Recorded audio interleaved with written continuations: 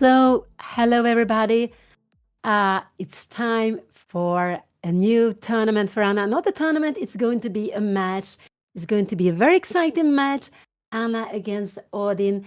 So, Anna is going to play against Odin Blikra via a Norwegian player. He's a candidate master. He is 100 points higher rated, and they will start at any moment. And I'm sorry, it has been some delay. One of the part of the delay has actually been caused by me. I had some issue with the camera, but now it seems to be working. So they will start the game at any moment, and it's they're going to play 6 games. They are playing classical chess, which means it's slower chess, but it's quite rapid for being slower chess. How does that work? They're going to play 60 minutes games, 1 hour each, and for every move they are making, they will get half a minute. So it means that if you play, I have to calculate well here, but if you play a game 40 moves, they are going to have about 80 minutes each.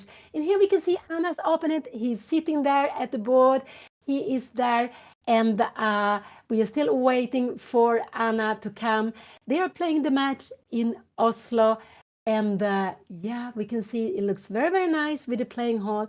And playing a match is quite different when you face the same opponents um, all over again. It's very difficult, it's different way of playing. It's very exciting because whatever you are doing, tomorrow you will face the same opponent and you will have the same color that has been decided from the beginning.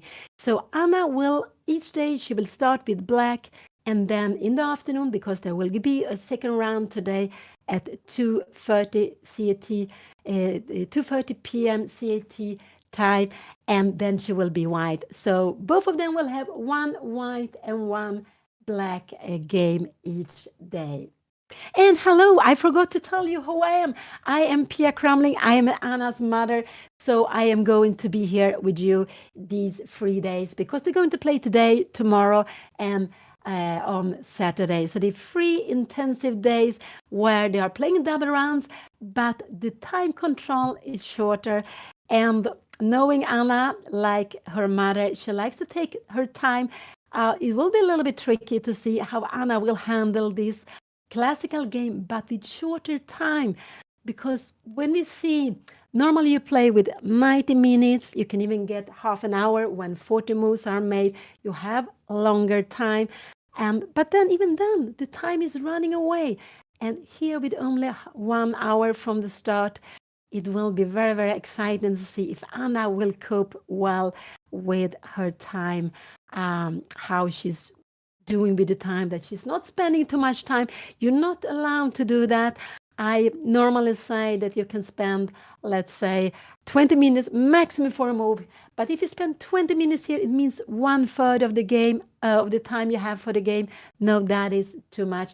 So here I would say not more than 10, maybe 12 minutes in a difficult position. You need to keep going, but you also need to play fine moves, at least, which are okay, because chess is like that. It's so cruel. You can be working very well, playing so well, and all of a sudden a mistake comes, and then you everything is gone and you lose. So let's see. I can only see. No, they are here, both of them. Anna also arrived to the board. They are both there, and you see they have the white paper on the side. There are score sheets, and that is actually the official rule, that when you're playing classical game, you're getting 30 seconds per move. After each move you are doing, you need to write down the moves. And it's a way of that if the same position occurs 3 times, you can claim a draw. If you are playing 50 moves without moving a pawn, you can also claim a draw. So this is why you need still to write down the move. And here we have e4. Was it e4 coming? And Odin Odin Villa is maybe he's doing lots of things in chess. He started with e4. He's one who is playing lots of different openings. So it was not so easy for Anna to prepare against him, while Anna is more stubborn, keeping playing lots of time at the same opening. E4 c5, it's not surprise to him. So what is he going to play here now? That will be exciting. And I guess he will go knight f3. I think he will go for the most um, um, let's see what he will play here because e4 c5, that's the Sicilian, that is absolutely Anna's pet opening. It's also the pet opening in the family. Me and also Anna's father, Juan Belon, he likes to play. Knight f3 is coming. Is he going to steer the game into an open Sicilian? That could absolutely be the case. That could absolutely be the case. And so we can see they're both very, very focused. Oh, they have such a beautiful playing hall. They're playing on a digital board. You can see the digital clock behind. It looks so nice. And these things are very important when you play to get into mood, to feel happy, to be more creative. It's all these things are important. And here we had knight f3, knight c6 came out here now. And that is one of many moves Anna could play here, and it's one of those she likes to play. But there were like one, two, three, four, five. I would say five different moves, even six moves, more or less. Common moves Black could play. And here d4, we will see the open the Cecilia. That is the most, I would say, the most um, um, maybe the most ambitious way, but it's also the one which where you need to know more theory. You need to know how to handle the opening here. You need to know it because there's so many ideas how you can play. And also here Anna has lots of different moves to play here now. So what is she going to do? Will she go knight f6? Will she go e6? Will she go e5? Will she go g6? Will she go queen c7? These are actually the moves you can think of here now. So I would say knight f6 is Anna's pet move to go here, but you can actually also play. This is another move. You can even go here now if you want. You can go queen b6 if you want. You can go g6, and you can go e5. These are absolutely the main move. But the first move is to go knight f6, and then you are hitting the pawn on e4. So we have an open Sicilian. We can see her opponent look determined. Anna is taking a little bit of time here. She hasn't made up her mind what she is going to play yet. And as I said, her opponent is a player who played lots of different openings. And so it's more difficult to prepare against him. And this is actually something very good if you are able to play not only the same opening, just having at least some openings to choose from. One is, of course, it's tactical. You decide what opening you want to play against a special opponent, but it makes more difficult for the opponent to prepare. But also, playing more openings means that you have to get to know more different kind of openings.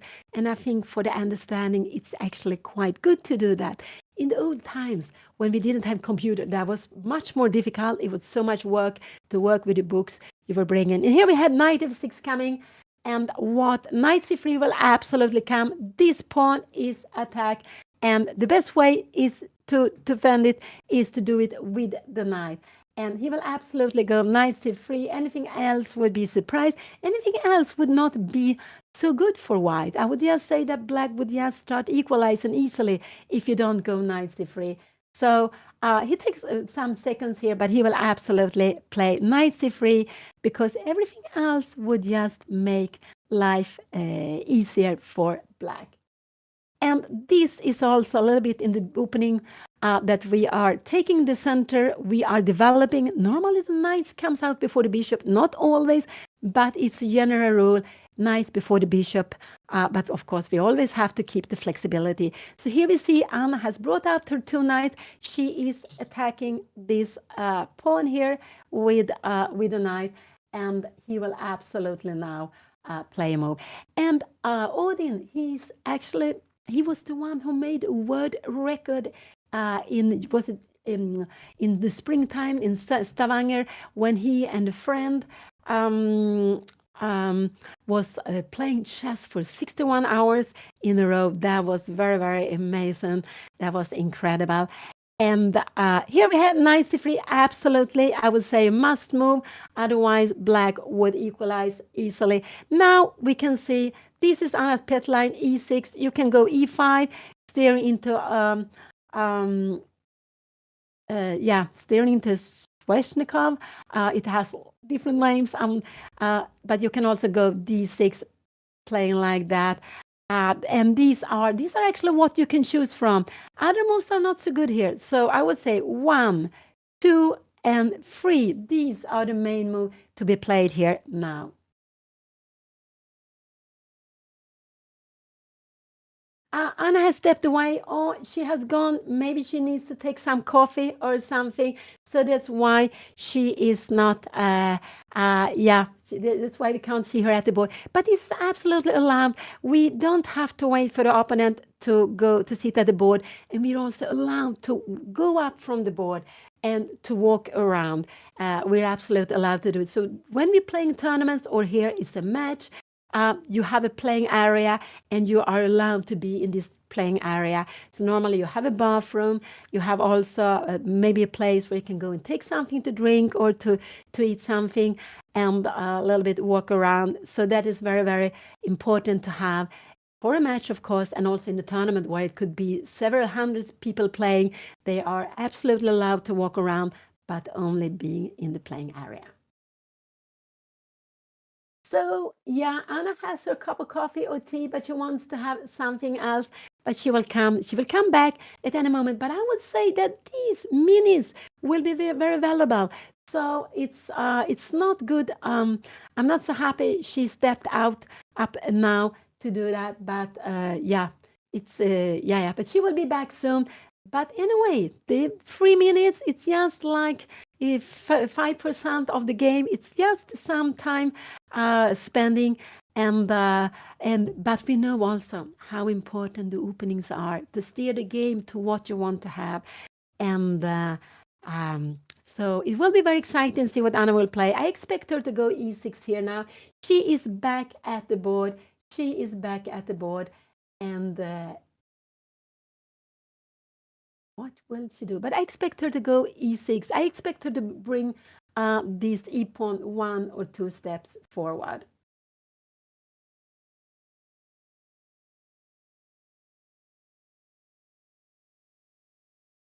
And they also, we can see they have a good air condition there.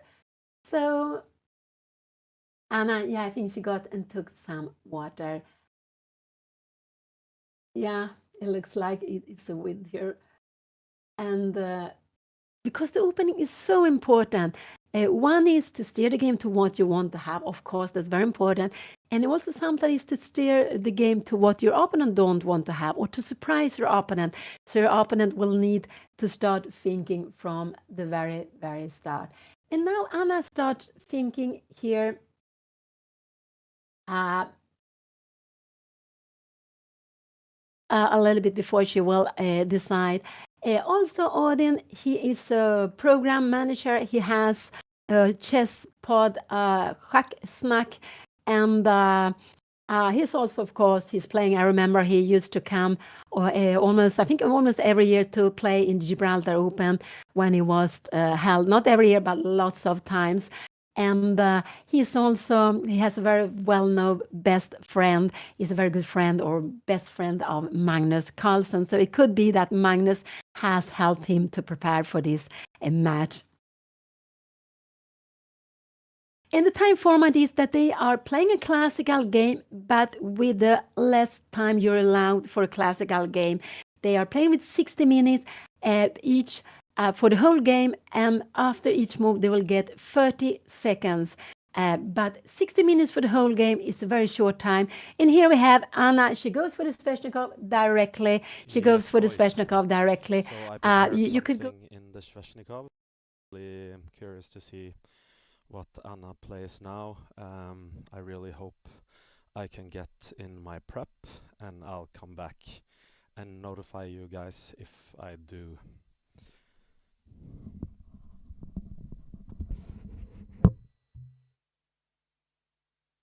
scary. It was very scary to start going there, but once I've done it, it was easy to go there, at least to say some small things during the game. But for me, it was very different because I'm not used to speak during the games. I am not at all, and or even before the game, like 10 minutes, I like a little bit to be myself and not speak. So here, 95 came quickly, and this is absolutely the main line steering it to. Special. But there is still some. What moves could you do here? Now here d6 is absolutely the main move. This is absolutely what you have to play here now. You can't really do something else that is good. No, you cannot. Not here. So d6 is what is a must move that you will have to play in this position here now. Anything else will just get you into big problems. So. Yeah, he has a fork. He has a typical Norwegian fork close on him. And here we see d6 coming, which Anna needed to play. And d6 is that you stop this knight. The knight wanted to jump in here to have a grip of this square. So now Anna has a backward pawn d6, but the bishop can come out. You see, this bishop can come out. So what is the most normal? I would say bishop g5 is absolutely the main move to be played here now, to go out with the bishop to g5 and to put pressure. But with this move order, you can also go knight d5. And Anna is playing this line, Sveshnikov. It has also other names, I think Chelyabinsk. It has some different names. And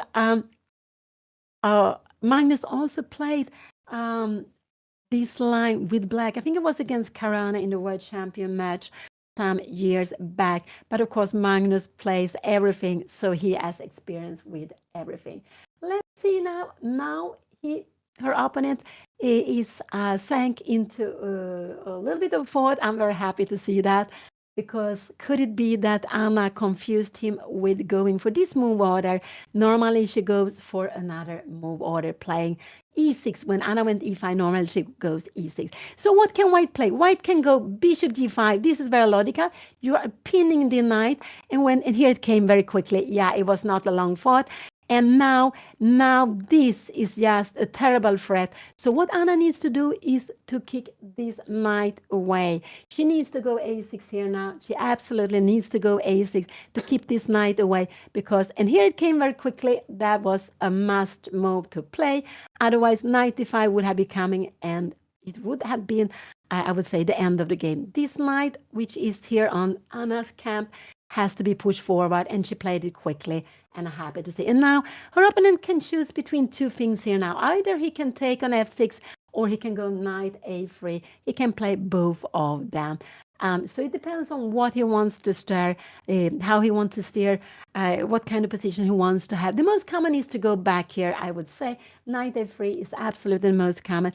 Taking on f6, and I would need to take back with the pawn because she needs to defend this square. She could absolutely not play like this because we have this double here. So it's possible to take on f6. These are the two moves, of course, to choose from because the knight is under attack. Either you move the knight. The knight is only one square to go to. And what did he do? He went back, and this is the absolutely the main move to be played here. He went back with a knight to a3. And now b5 is the main move. You can also go bishop e6 here if you want to. But with b5 is that you're keeping control of this square. You're actually threatening to go b5, b4 afterwards. So this is the main move to be played, to play b5, which is doing two things. One is that you're threatening to win a piece with b4, and another is that you're taking away this square so the knight cannot come into the game so easy.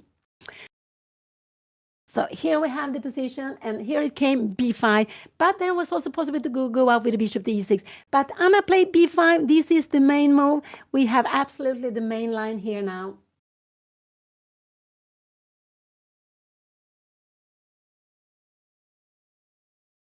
And yeah.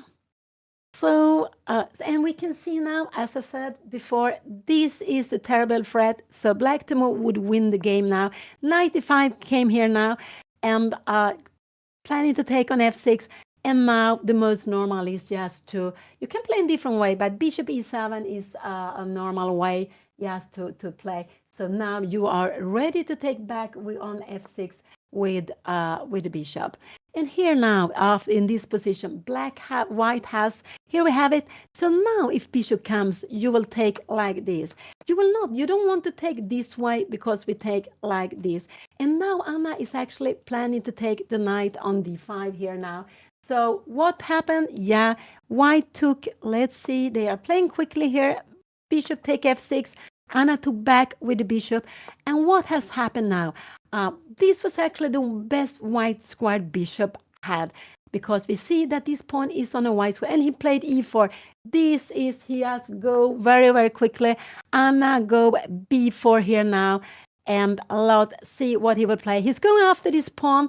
Knight c2. So c4 was a way to create a square for the knight so it could go there. Now he can plan to take on b4, but it's not sure it's a threat because it will also open lines here now. So what move could black be playing here? Black can absolutely go a5, defending the pawn. Maybe you can defend it with rook b8 also. Not sure which one is better. You can just say, I don't care about the pawn, and go something like castling or maybe bishop g5. So these are the three moves, maybe four moves to be played here. Either to defend the pawn on here, the b4, because we can see it's just having a threat here. But we shouldn't forget that if you take this pawn, we will get, oh no, we will play rook b8 later on, and we will put some pressure here. So it's not sure we're so worried about this pawn going actually. So see, we have it like this. So you can defend the pawn on b4, or you can say, I don't worry about the pawn. It means that you either go castle or maybe move away the bishop, because this bishop should maybe probably go to g5 in some moment. And here we have her opponent went up. This is what he wanted to play, c4, b4, and let's see what Anna is going to take, what she's going to play here now. And so this is one of the many, many possibilities white has to play against Anna's setup. So yeah, we're playing the Shashnikov. I'm so far in my prep and where I want to be. My plan now is to play h4, g3, queen d3, knight e3, and then castle queenside. And that position, if I manage to get that,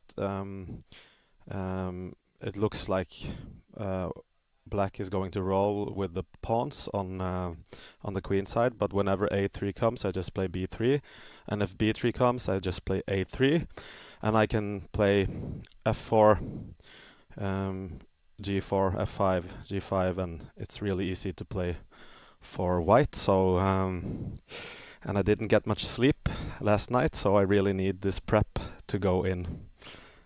Thank you. And to play, maybe I was wondering, maybe rook b8. I'm not sure if a5, if it defends the point, if a5 or rook b8 is better. I think a5 is better, that we keep a square, because if you go something like this, we will have b3 and we will get in with a knight here.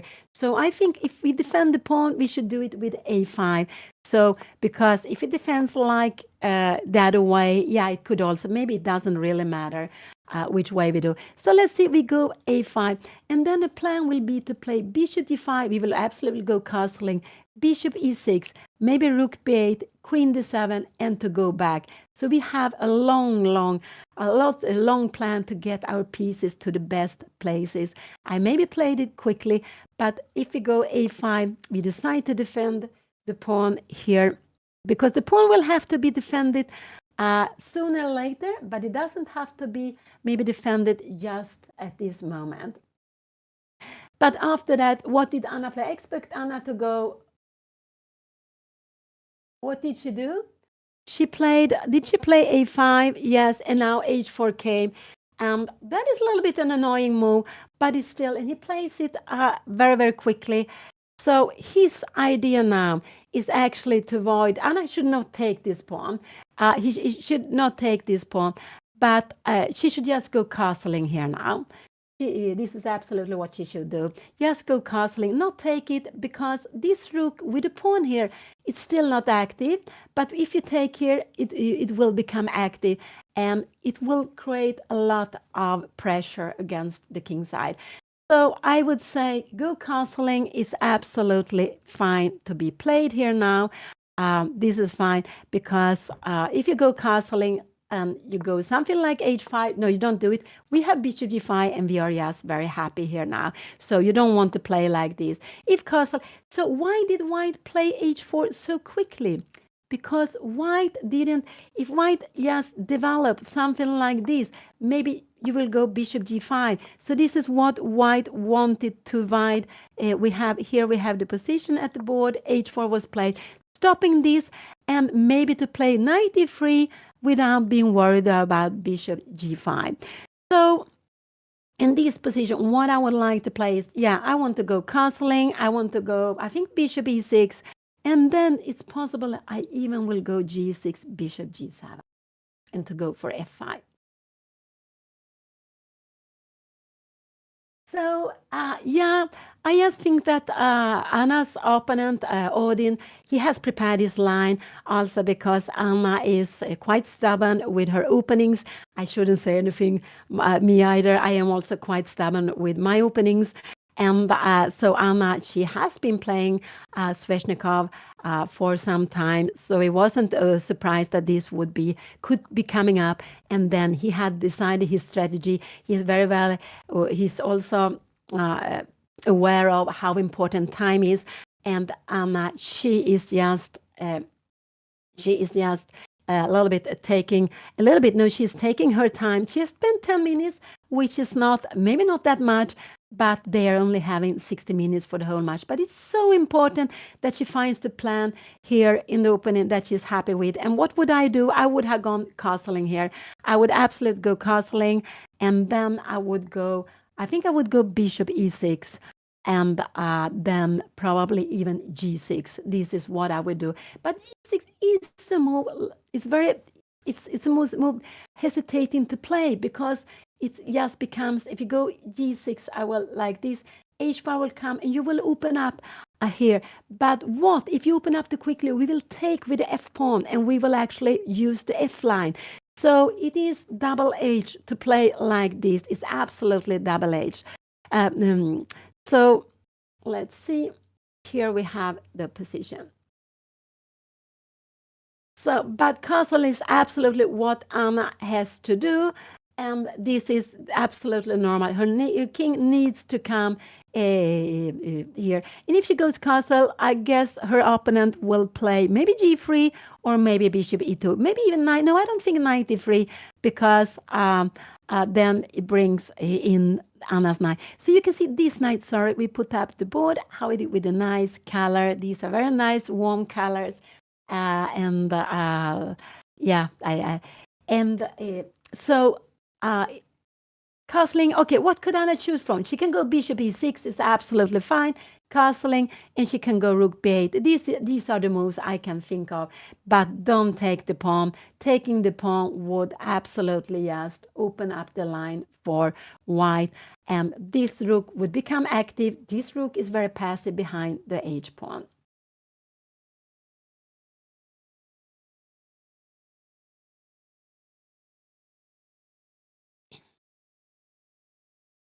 And we can see Anna's opponent is a candidate master. Anna is a full woman feeder master.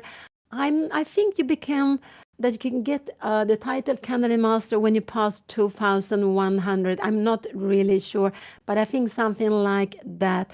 And Anna, yeah, woman feeder master. I'm actually not really sure if it's about the same. No, it must be a little bit less, maybe 2,000 to become a woman feeder master. I would say quacksnack. I say it in Swedish. Quacksnack. I am not sure how it's pronounced in maybe shacksnack in Norwegian because our languages are very similar, but we write the word chess quack in different ways, and I think we pronounce it a little differently also in the two languages. So Swedish, Norwegian, Danish are Scandinavian languages. They are similar but also different. And Norwegian is much more singing. So yes, so they are playing in Oslo, and I am Pia Cramling, Anna's mother. I am sitting in Stockholm, and will comment on these games. Now Anna takes time, and that I understand it. She needs to find a plan, and she likes to take pawns. And that's a little bit what worries me, because if she had castle, she would never take the pawn. Maybe she will go for it now, but I wouldn't like it. She will just get very, there will be an open file. She kind of, where is she going to hide the king? The king will need to be in the middle the rest of the game, because on the king queen side it's not also good. No, so just don't take the pawn. Um, so what I would say castling is one move to be considered. Bishop e6 is another move to be considered. You can maybe make a move like rook b8 also. And with rook b8, you have plans like going a4, b3, where you are going to force this knight away. So this could actually be a plan. I just want to show you here. Can we go a4 already now? I'm not sure. Um, yeah, we can even go here now. And if you go now, you don't. We say you go g3. Can we play something like this? And here, and we get the knight to d4. This is actually a plan which could be played. But here you have bishop g4, and you're changing this good bishop. Maybe you have something like this. I am so here. Go back. But if you move like this, yeah, I was making this very long. I guess we would go bishop e6. So if you take, we can take back with the pawn. This is very, very far away, but I just want to say that this is a plan black can have. But before playing this plan, I just think that the king should be into safety. So castle is would be very good to be played here now. Uh, so see. Here we have it. So Anna, yeah, she is thinking, and we can see her opponent has only spent less than 1 minute. But okay, he's getting half minute extra per move. They have playing 30 moves, so he spent about 7 minutes, while Anna has used about 20 minutes already now. And what will she play here now? Um, yeah, I'm just hoping for castling. This is what I absolutely is hoping she will do. Castling on bishop e6, rook b8. These are the three moves I can think of. So one castle, two, and rook b8. These are the three moves I could think of. And and something like this, no, I don't like, because we would just grab here and we would control all the files here. I don't know. This would just be very weak. We will get maybe F in here now, because after G4 we have perhaps, can we go H5? I'm not sure. Maybe we have. But I don't like this, because you will create, this will be weak. You have still this hole here on F5 and D5. So I don't like knight E7 in this position. You, at all. So let's see, Anna, she is just spending time here now, already down 15 minutes. I'm not still that worried, but it means that Anna later on will have to speed up and so to have to speed up the and play quicker. And here, yeah, she takes time, but it's because she wants to figure how not only first move, how is her plans in this game. So they're not going to get any extra time after 40 moves. They are having 60 minutes for the whole game, and it's a way of making the games quicker. They will play also double round. They will play another game today, 2:30 CET, 2:30 p.m. CET time. So when Anna will playing with the white pieces.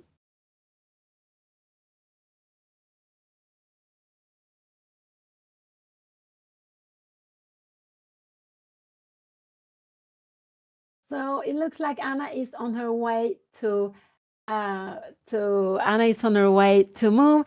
She hasn't made up her decision yet. I just hope it doesn't take so much time, but I really hope that it doesn't take so much time. It could be that it's very warm in the playing hall, and that's why they have a lot of air condition on. So it's yeah, it looks windy. She played h5. That was a shocking move, actually. That was a shocking move, and that she wants to do with that? Maybe bishop g4.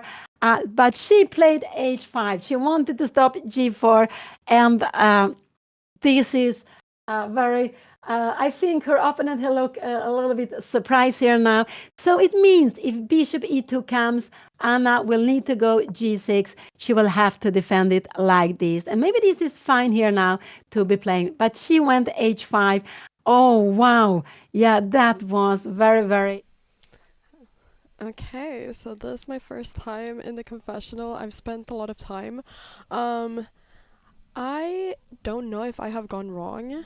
I feel like maybe the move before I should have played bishop g5.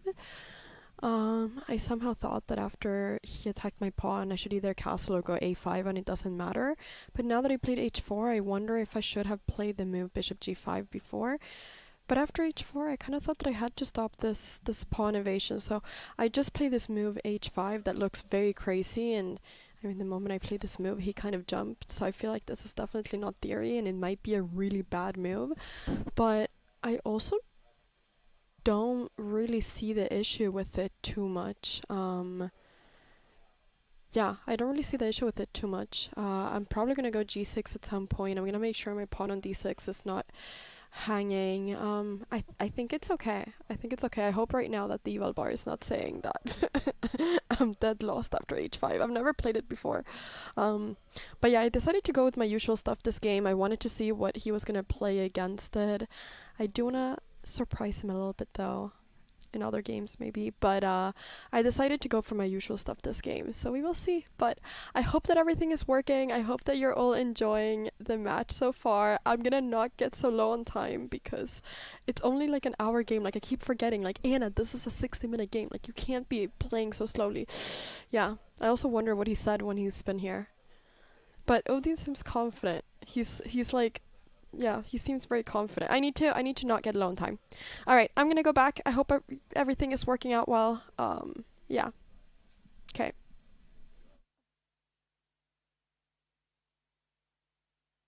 How will this be? Do we dare to go? Yeah, we will go castling, but we cannot go f5 here now. We cannot play for this. We So what is our activity here now? We will probably need to go something like d4 in one moment. Maybe rook b8. No, then this is hanging. So it's a little bit difficult to find a way of getting activity in a position like this with a pawn on h5. Because with a pawn on h7, we could try to go get for f5. Here we can never try to go with f5. I don't think so. But so let's see. h5 was played. Her opponent has played quickly. I know he's a quick play. He played, what did he play? He played g3. Yeah, that was a good move. I would say that is absolutely a good move to be played here now. What could Anna play in this position? Could she try something else? So what his plan is, one is he defends the pawn on h4. He's also going to go bishop h3, because if you look at the pieces, we see these pawns are here in the center, d6, e5. They are the central pawns Anna has, and they're on black squares. So they are restricting this bishop. This bishop is passive, as this would be a lovely square, but it's on f6, hitting the wall here, hitting e5. So this one is very good because we see it's playing very well with these pawns. So this is a strong bishop.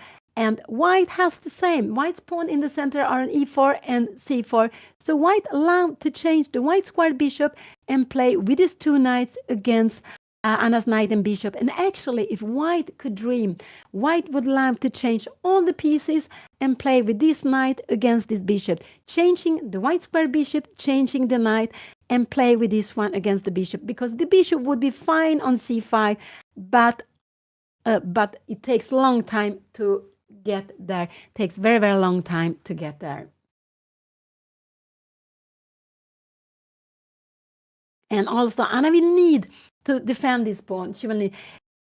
I don't like bishop d4 here now, because we will go bishop e2. We're actually just helping her opponent to or helping her opponent to exchange the bishop. So bishop g4 is not a good move because this is actually what black wants to play. Maybe we can we go something like rook b8? I don't know. We come here, bishop h3, could this, and then we actually need to take and to play a position like this.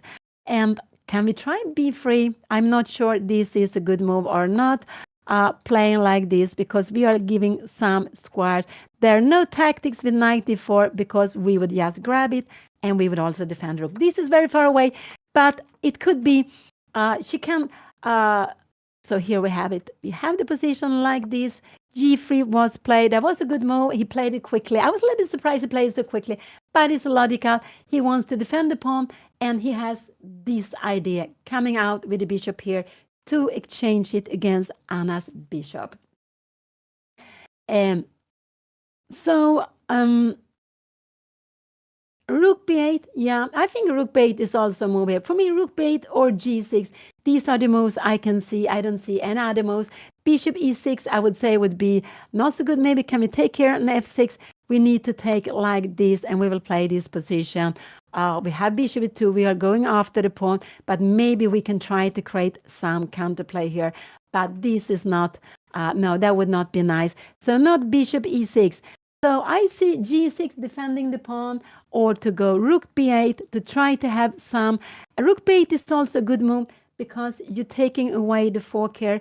I will just show it. If Anna, let's see, I make it very, very quickly. Let's see if we make like this and we go queen d7. It's not good because knight b6 and we have the fork. So rook b8 is doing, also with the rook on b8, you are defending b6 and you are also planning some activity here on the king side, on the queen side. So Anna played, what did she do? She played g6, absolutely the most logical move, absolutely the most logical move. And Barry is defending h5. She is giving also the bishop the square on g7. And now Anna would be so happy if her opponent take here. This would absolutely, if you come here, we would even bring in the knight to d4. We would be so, so happy. But her opponent will not take on f6. This is what what black is hoping for, because this knight is stronger than the bishop.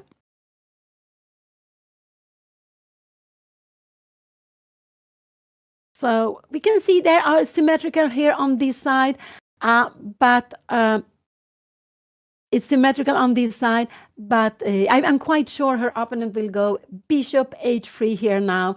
I think he also will go bishop h3. And speaking about time, I remember also Odin is a good bullet player.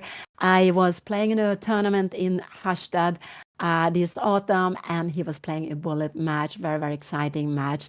Yeah, so he is a player who like to play different kinds of format and very much involved in the chess world.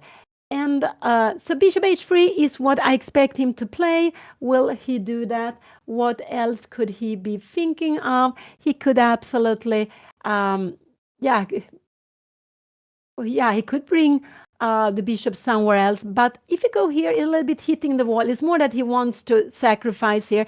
Then Anna, she can go castle. This is absolutely nothing to be worried about. We will just go bishop here. And if you're coming here, we will probably just go knight d7. We are bringing in a defender, and this is absolutely just fine. It's not enough for the piece. So the logical move is to change the bishop, a little bit to think of what pieces do I want to have on the board and what pieces do I want to exchange. And this is actually a piece white want to exchange, because now also black has the bishop pair in the end game. And when the position opens up more, the bishop pair can be an advantage. Here it's not, because this bishop is a little bit, it's locked in, a little bit locked in behind the pawns. But if this e-pawn would come away, would disappear, or if this bishop would be managed to get to c5 somewhere on this diagonal, it could become a very strong piece. So Anna played g6, and now her opponent is thinking he's down. He's used at least 4 minutes. They have played 14 moves. And I guess Anna is maybe she's playing a little bit quicker than normal. I think she's playing a little bit quicker than normal. The problem is that here she doesn't have 90 minutes for the game, and sometimes even 40 minutes, a half hour extra after 40 moves. She has only 1 hour. So it's classical game. It will be rated for classical rating, and but it is a shorter classical game. So you have classical rating, you have rapid, and you have blitz rating, blitz FIDE rating, blitz international rating. And we can see in the classical rating that Anna's opponent, Odin, he is 100 points higher rated.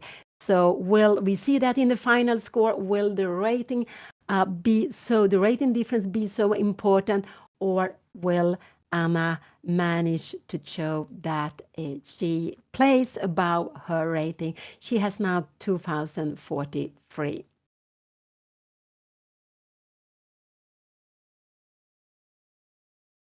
Yes, the candidate master title, yeah, you need to have 2,200, but for the woman, for candidate master, 2,200, thank you so much. So it means that you have to reach 2,200 once to get the rating. Thank you.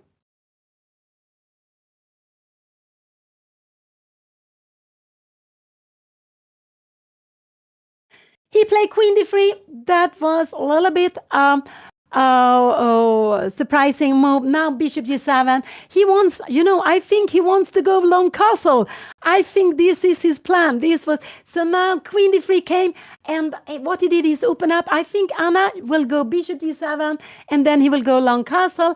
But bishop g7, long castle. Can we go something like now? We can go bishop e6. This is no problem. If he goes after the pawn, we can just stay with the pawn. If you come here, you will go knight e7. We will just giving this pawn. And what is happening here now? Oh, now we have this tactical. So you cannot do like this. You need to go something like king b1. But now maybe we have rook c8. Do we have time for b3 here now? And we are, let's see what is happening here now. Here, and we will go castling, and we can see that this would be very, very scary to play. Now we have even queen e4 check. I'm playing so quickly. Bishop d3. Yeah, so it's not going exactly how I pictured it. She played h5 and g6. I was sort of expecting more like bishop e6 and short castle, whereas I will play queen d3 and knight d3 followed by castling queenside. But now the black position I feel is a bit more dynamic, and she can play bishop g7, and maybe f5 is too risky later, but she has some scope or potential with that bishop and g7, and that's so I think I might have to change my plans and not castle queenside. Maybe just play rook d1 if I can, or put some pressure on d6. She can always, like if I move my knight on d5 back to e3, she can always play knight d4, and but the structure might be bad for her somehow. If I take and play knight d7 and f4 and g4 at the right time. Yeah, basically I'm out of book, and I have to start to think on my own. We will see how that is going to work out. But yeah, interesting approach with h5 and g6. Maybe I should have taken on f6. I'm not quite sure, but didn't look like much after that. And go bishop e6. So bishop d7, just to take this bishop away and then castle. Anna could also castle directly. These are the three moves for me are one. Maybe rook b8 if you want to try some ambition to go a4 and 3. These are the three moves I expect Anna to consider. I cannot see anything else that she can play here now.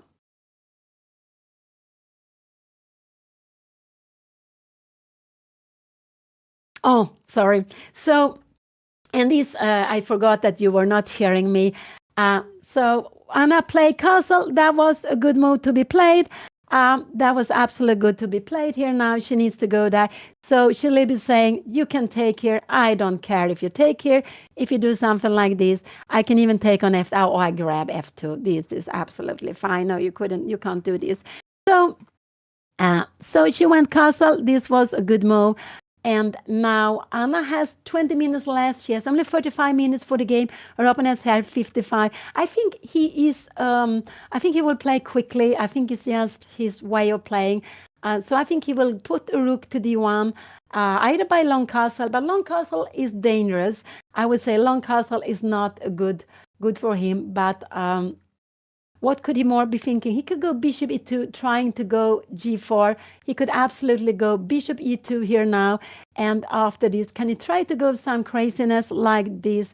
And now and go h5. This we could absolutely be seen here now. And then probably this could actually be his idea. Could it be that he was waiting for it to go g4? So maybe he could go bishop e2, planning to go g4.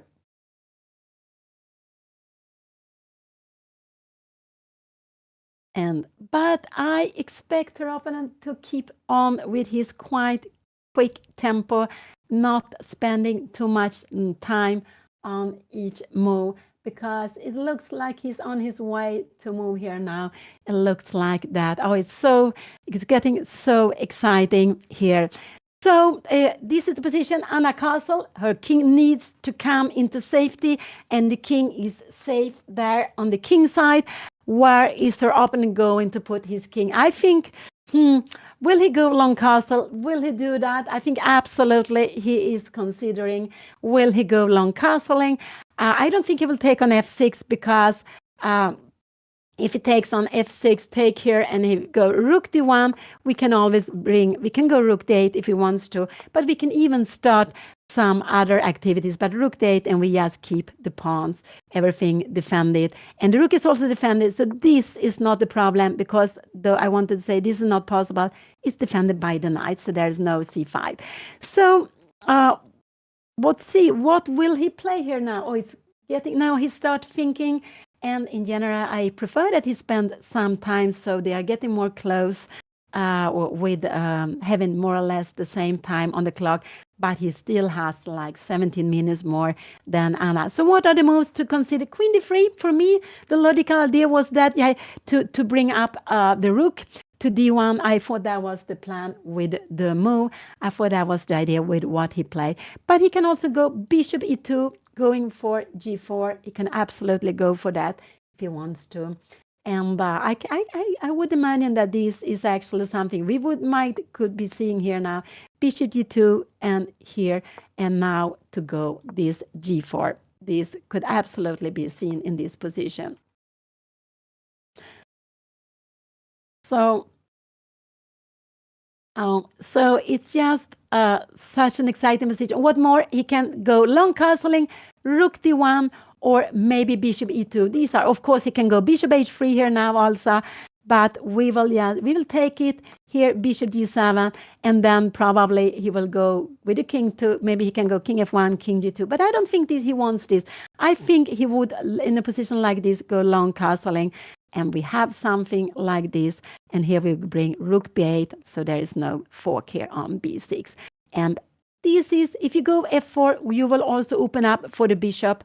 You will absolutely open up for the bishop also, so this would actually not be a good move. Very, very far away, what will he do? But I expect him to go bishop e2 and g4, because if he wants to go, he wants to attack Anna. This is a way of getting the pawn on h5, to take away the pawn on h5, and then to start marching with the h-pawn. So to try to attack Anna. If she plays well, it should be fine for her, but it could be a little bit scary with the h-line coming up.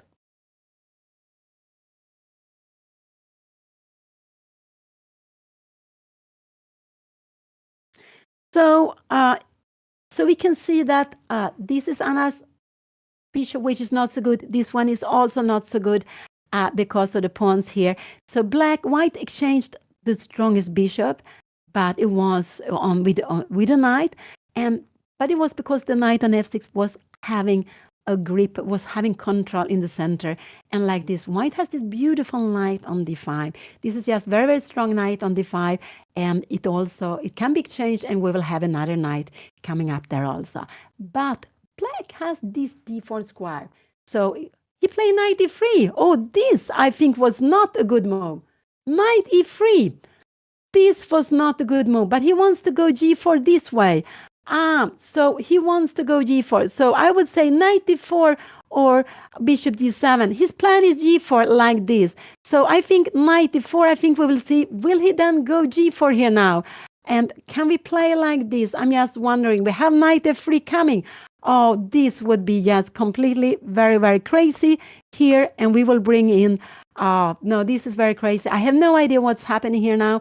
Do I have an idea? Maybe rook b8 could be played also here, and we will bring in the rook. This is just getting so, or maybe we should go rook b8 and b3, but this is not good. But I think knight d3, he wants to go g4. He wants to go g4. And this is what he wants to do. It could be he wants to change on f6 and go knight d5. But this is not such a good. Let's say Anna play. Anna can go here, but if he goes here, I think we will say g4 here now. And what is this? h5. And now we have queen g5 coming in here. And if you take here, we can even take, if we take back with the pawn, because we want to control f5. We want to control f5, actually. And if you go something like this, knight b6 here now, we rook b8. Can you go queen to take d6 here now? Oh, no, sorry. I'm getting rook b8. And if you take here now, we will just take it back. And this would actually only open a file for us to use. This would actually be just disaster immediately. So he played knight e3. I think this was not a good move. What do I like here now? I like knight e4. This is what I like. I like knight e4, bishop g7 and knight e4. Maybe bishop g7 first, actually, because if he goes for this take and h5, we have queen a5 coming up here. If we want to, we can go here. So this is absolutely fine to be played. Let's see. So he played knight e3, and there could be two plans with it. One is to take on f6, bring the other one, knight to ed5. Another one is to go g4 very quickly to just to get away with the h5 pawn. And if you go g4, Anna takes, you will just be able to run with the other one. And why you want to run with the other one? Yeah, we have a rook here behind, and you want to open the h5 for the rook to come close to Anna's key. Okay, so a few more moves have passed. I like my position a lot more now than before. This is kind of what I was thinking was going to happen when I played the move h5. So I had seen these sort of positions. I think my king might get a bit weak. Like, knowing Odin, I think he's going to start like throwing all his pawns towards my king, which I don't know if it's good or bad. I'm also realizing, like, what is this time control? Like, I'm almost at, like, time trouble, and it's just the opening. It's crazy. I have 35 minutes left. Last time I was here for a long time, Odin played a move immediately to get me low on time, so I'm not going to be here for so long. But I'm pretty happy with my position. I'm happy that I got my knight into such a good position.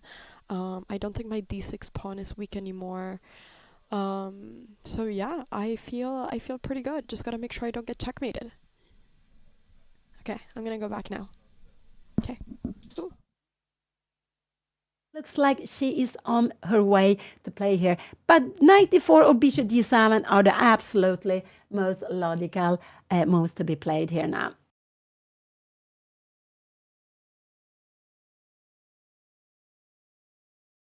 And she has played. What did she play? What did she do?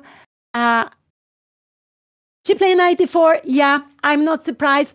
She played knight d4 because now this knight has this square. So just this square. So there could be. So for example, this would just be the end of the game because of a fork there. So this fork is not so dangerous, but a little bit annoying. Because the king will need to stay on d1. It will also make you that you cannot castle any longer, but it would lose time. But the knight here is very strong on d4. So white has a very strong knight here on d5, but black has also a strong knight here on d4. And it's on a black square, which means that this bishop never can take away this knight. The only way to take away the strong knight, is to go back. And that is not what, if you go back here now, we can go knight d6, and we are getting the knight to c5. This is getting, because now here we are not worried that you're taking the pawn. I guess we're just coming, and we will get so much activity here now. No, this is not possible. So, and you can't start going backwards. You need to go forwards. If white would start going backwards here, it would really show that something has gone wrong. So white will absolutely not try to take away this knight. I think we will see g4. We could see bishop h3 also here in the position. This is what I expect. Maybe this move, or maybe this is a move we could be seeing here now. Take. And now bishop g7 and g4. This could be something we could see. But after here, we could actually go f5. We're just getting here, go f5, and we're playing this. And now, if you take here, this would just open up the position, but it would be because now we also have e4. And finally, we see this beautiful, beautiful bishop. So will he go with g4 directly? That would leave the game to something very crazy.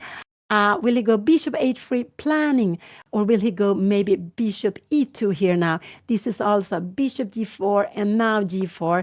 And again, we will take it how you take back, and we will have f5. We are prepared to play f5. And we can see that Anna defends f5 with 1, 2, 3, and 4, and black attacks with 1, 2, 3, and 4. So it's exactly, there's no way that she loses the pawn here. So go back. 94 was played. He played quickly. What did he do now? Did he play h5? No, this is my analysis. What did he do? He played long castle. And what did Anna play? He played long castle, and Anna played something. I don't know what. Yes, boys. I decided to go for my initial plan, even though the black position is a bit more dynamic than I was initially thinking, with the inclusion of h5 and g6, and now she can play bishop g7 or something. And then if I play f4,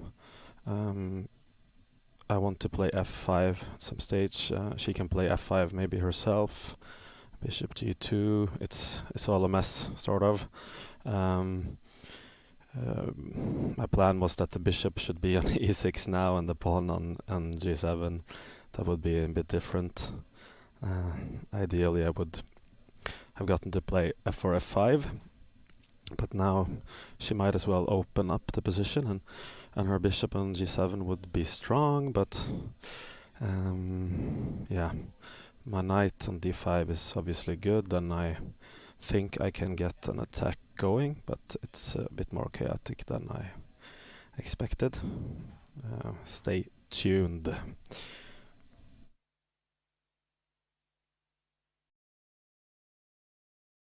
So now I am back. Sorry. So Odin went to the confessional. Very exciting. I cannot hear what he's saying. So he went long castle. Yes, he went this. But Anna played bishop g7. I hope she played it quickly. That was a logical move. So he will absolutely try to attack him, and Anna will absolutely try to attack on the other side. So what Anna can do is actually to go b3 and a4. So what will he do now? Maybe he will not go g4. Maybe he will actually go f4. Maybe he will go f4, and then will Anna take like this? But then she could actually go knight d6. If you try something f4, we have knight c5 here, and in the end we have b3, and we have rook b8.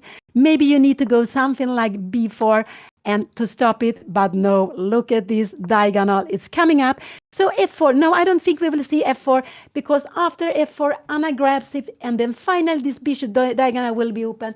He will try to get g4. He will try to get g4. But he played long castle. It means that also his king is not so safe. And he played f4.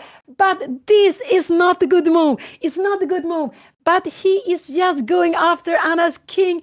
Maybe does it matter that they're playing quite a short classical time? They have only 1 hour. He wants to mate her very quickly. He's just throwing the pawns against her. He going f4. But now Anna has this way. In this way, bishop g7 was so important because she can grab the pawn. And when if she grabs the pawn, if you take here, we will see that finally this bishop is becoming a monster. It becomes a monster. It becomes at least very, very good.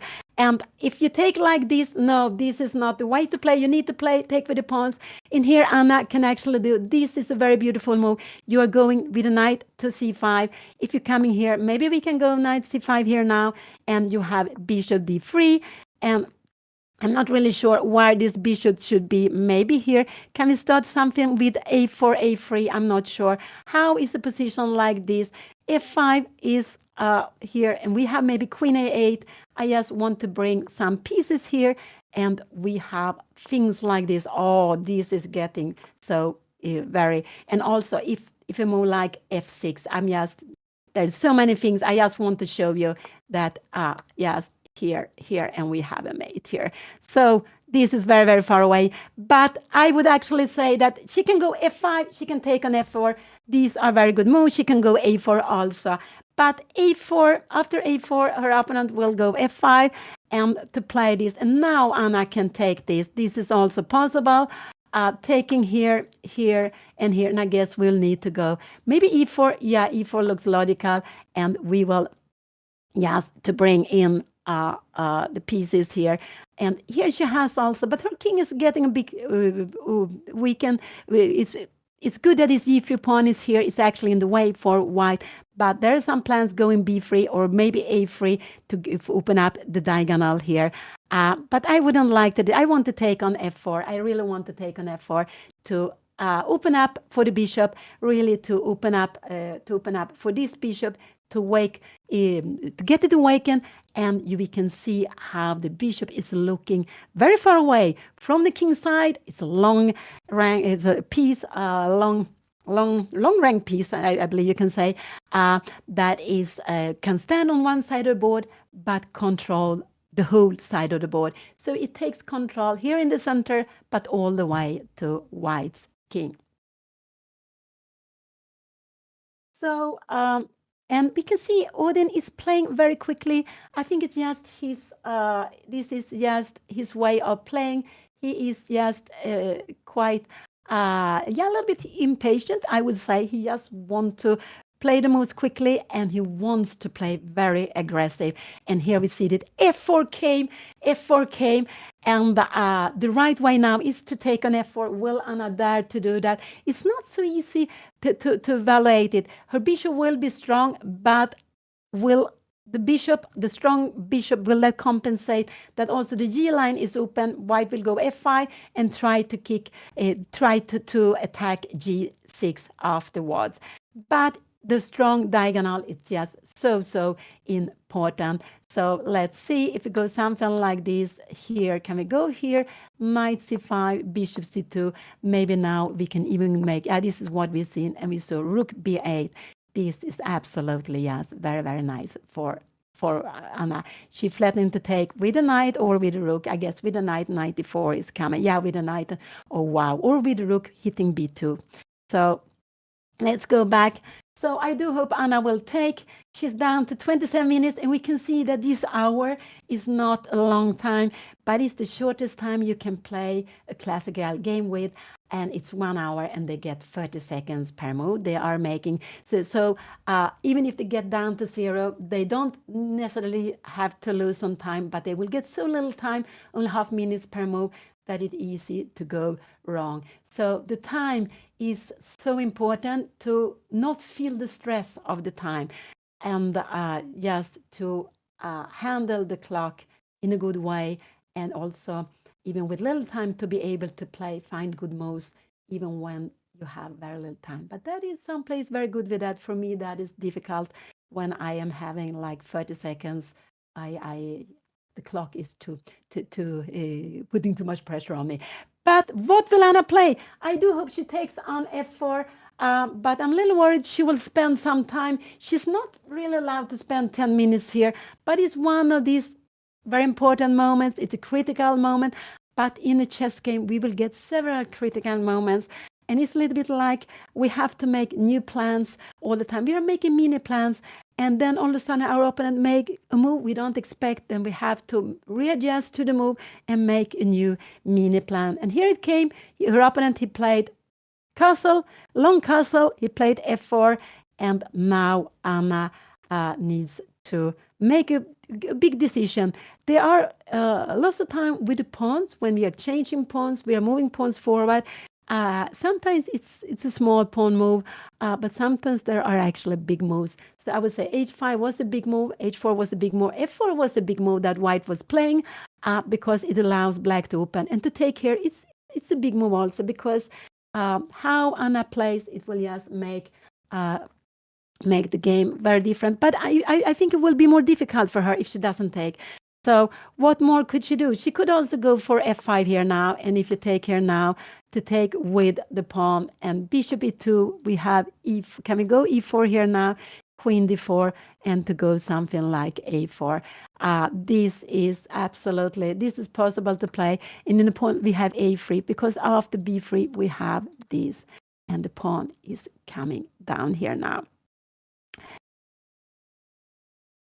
And it's just getting so tactical. After king c2, I'm just a little bit, we will just win a rook here now, king take here. But this is also very tactical. So the move she can consider is taking on f4. She can consider f5, and she can consider just keep on playing, maybe a4, maybe rook b8 a little slow, but a4. Not, she's just hoping for this to happen. Rook b1, she needs to go a3. And now we will open up here. We will just try to maybe knight c3 check and knight c5, or maybe rook e8. We get all our pieces and very active squares here now. So, and you cannot move away.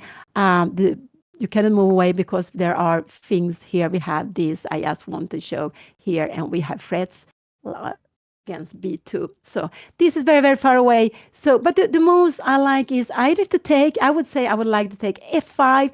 But it means that this pawn, and you need to take back with the pawn. If you don't take back with the pawn, you take something like this. You will take here now. This will probably be worse, because white gets a little bit more space with the pieces here. So this knight is actually a little bit in the way. So f5 take here is better to keep the bishop, because this knight is just a little bit awkward here on e3. So these are the three moves taken, but take on f4 is the first move, and I really do hope Anna will play that. I think that is what will make the position easier for her. She can go f5 also, but will she then take back with the pawn? I'm not sure. Is she ready to leave this pawn on h5 without defense? I don't think so. It's not an easy choice, but it's not so easy to get to this. With the queen, you cannot get to the pawn, because this knight is standing in and taking lots of square. This knight is very, very strong here on d4. You cannot go queen e2. You have this idea of b3 opening up on the king side. Can Anna go b3 already now here now? No, I don't think so. a3 would lock the position. It would lock the position. So it's not the point to do it yet now. It's not yet. She would prefer maybe to go a4. Can she go something a4 here now? Yeah, this is absolutely fine. But after f5 now, if she goes a3, you a3, you need to take b. You go here now. Now she needs to take it, and if you take here now, we needs to open up this diagonal with rook e8. I guess here we have also, I forgot, we have also this plan, and we have a2 coming, and this is getting very, very crazy. You will win a rook, but what is happening with your king here? I am not really sure. Bishop d3 is coming very, very quickly here now. I'm not really sure what's going to happen. It's so tactical, so tactical. So these are the moves. One a4, one. This is the move I would like to see on the board, and f5. These are the three good moves to choose from. A move like rook b8 looks a little bit slow. f5. Now to go b3. We always will go a3, always to keep the position locked. And here Anna needs to take on f5. She really needs to take on f5. Otherwise, she will be worse. So, um, so, but so this is very important that Anna managed to open up on the queen side. Even if she gives a pawn, that is not the problem, but that she opens up on the queen side. So that's why a4, you're not scared that you take the pawn. That is absolutely a good move to be played also. So here we have the position. Anna is down to 21 minutes. Oh, that is not so much. Her opponent has doubled the time, but he has played very aggressive. And if Anna finds the way, she has a nice position, but it is a tactical position. It's very where it's important to make big moves and to find the right plans. If Anna plays some slow moves, her opponent is allowed to go f5, to go f5 and g4. It might be that Anna will black, because white is able to open up Anna's position with pawns on g6 and h5. White will be able to open up here.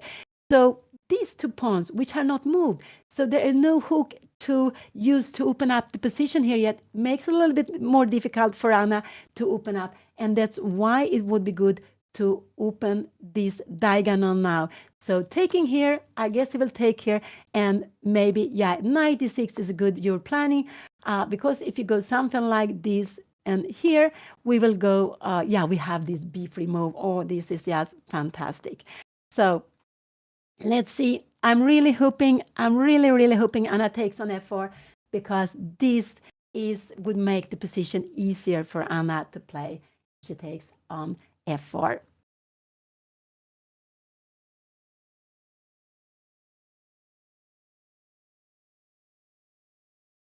Yeah, Anna is, we know since long time, Anna likes to take her time.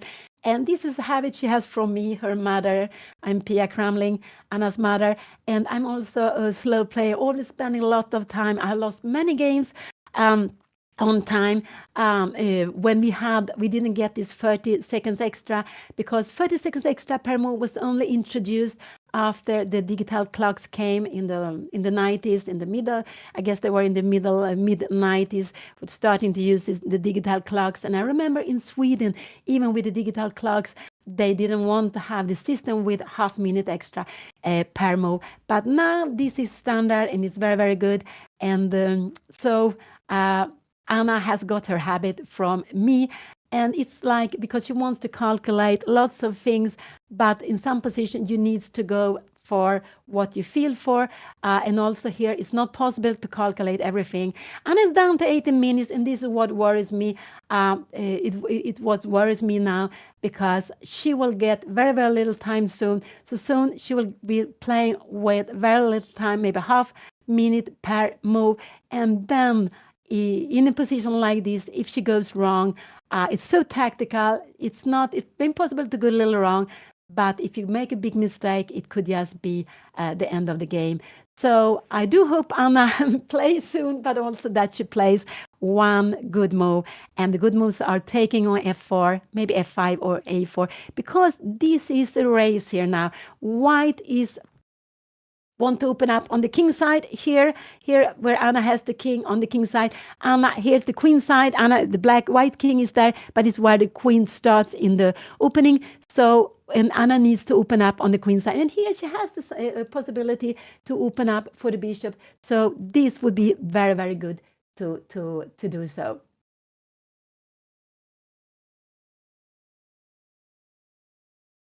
Yeah, for me, this is absolutely the most logical, but it's not. She is a little bit scared of that when you come here, you will have e5 coming in some moments. And now she can go a5.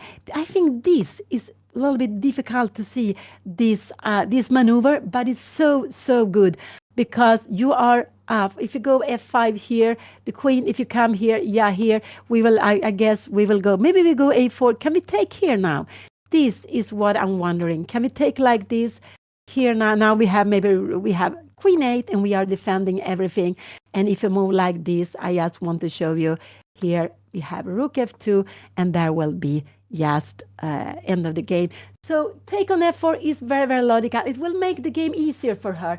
Other moves will make it more difficult. She cannot allow f5 and not taking on f5. So that's why I want really her to take on f4.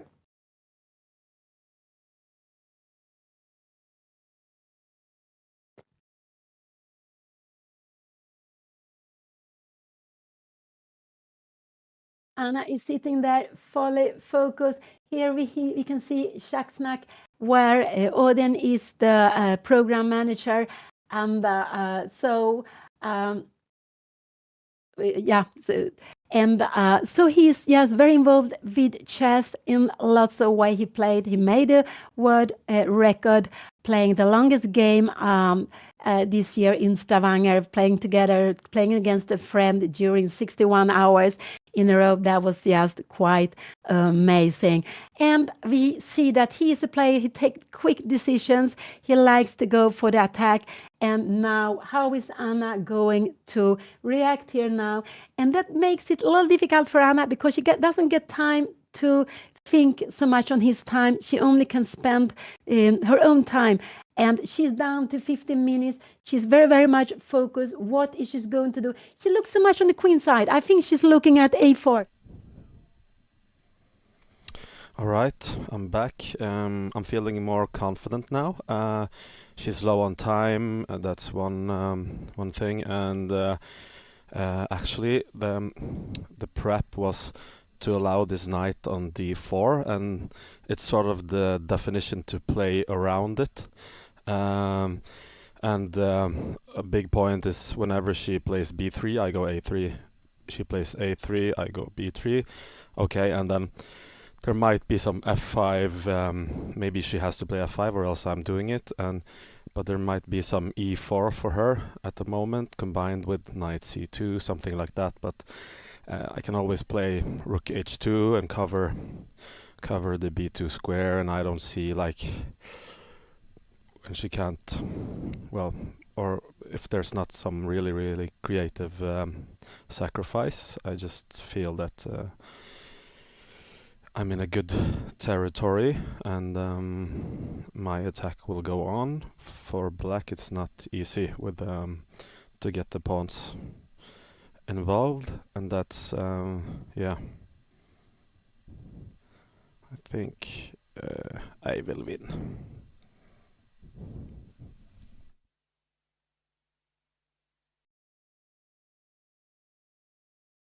So Odin went to the confessional booth. I guess he said something very exciting. I would have loved to hear that too.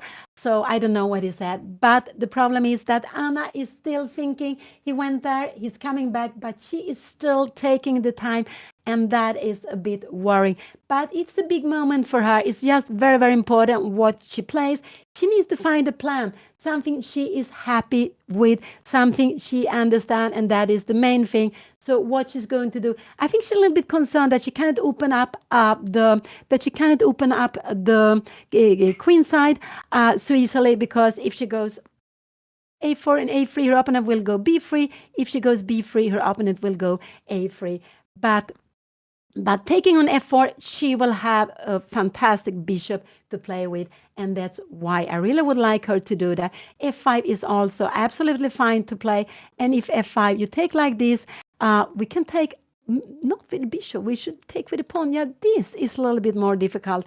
And what happened? Yeah, we have, because after this, the knight will be, this will already be better for white. So no, f5, I don't like f5. F5 is fine, but after this, we need to keep the pawns together. She played bishop d7. No, this was a very slow move. Now Anna is worse. After f5 now, she is going to get into problems. Here now. She needed to play quicker. We will absolutely see f5 now here now.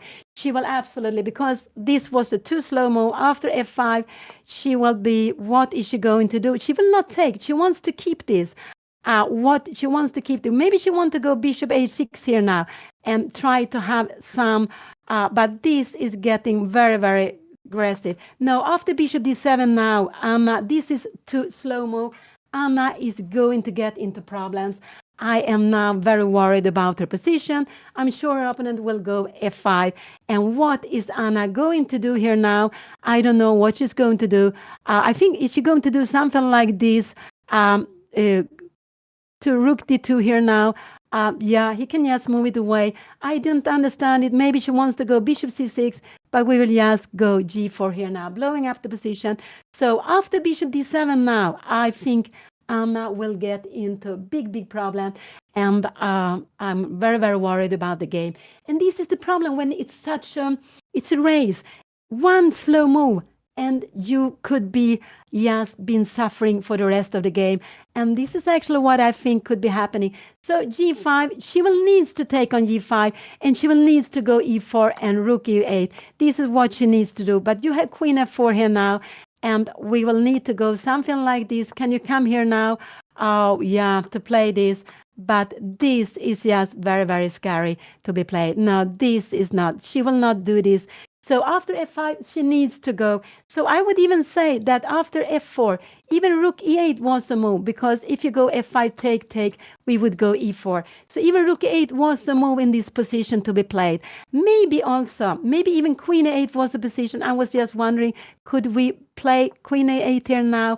No, that was not enough. Queen a6 and give the exchange. Yeah, but this is not easy to play. So, but bishop d7 was such a slow move. And after f5, I'm sure he will keep on going with f5, because his plan is f5 and g4. And here, oh, wow. I'm getting so worried. After f5, she needs to take on f5. Anything else will make it difficult. Only if her opponent takes like this, she will be fine. If her opponent, but after a move like b3, her opponent will go a3, and she is in problems. So what will we have the position here now? And bishop d7, a slow move, which was not allowed to play. One slow move, and f5 is coming. And that is so, so scary, because I don't see now after f5, we need to take here now, e4, take, but we have queen a8 and queen f4. And how is Anna going to try to do something? The bishop d7 was not a useful move. I don't really know what Anna was planning with bishop d7. And her opponent is thinking, he is thinking a little bit, but I think we will see f5 very soon, because it's such a logical move. It's such a logical move to be played in this position. And after that, Anna is going to suffer. He will go f5, he will go g4. And how are we going to see any kind of counter play here now? I don't see after f5, what can Anna go? She can go rook e8, but after bishop h3, can we take here on f5 now? Bishop takes, we take here, and take an e4, queen e3, but we will have, rook c8. Maybe this is, if you go b3 here now, we are having some counterplay, but maybe you can go, yes, you don't care about this pawn. I don't see how we are going to resist her f6 and bishop f8. This looks very, very scary. This looks very, very scary. Absolutely. Let's go back. So,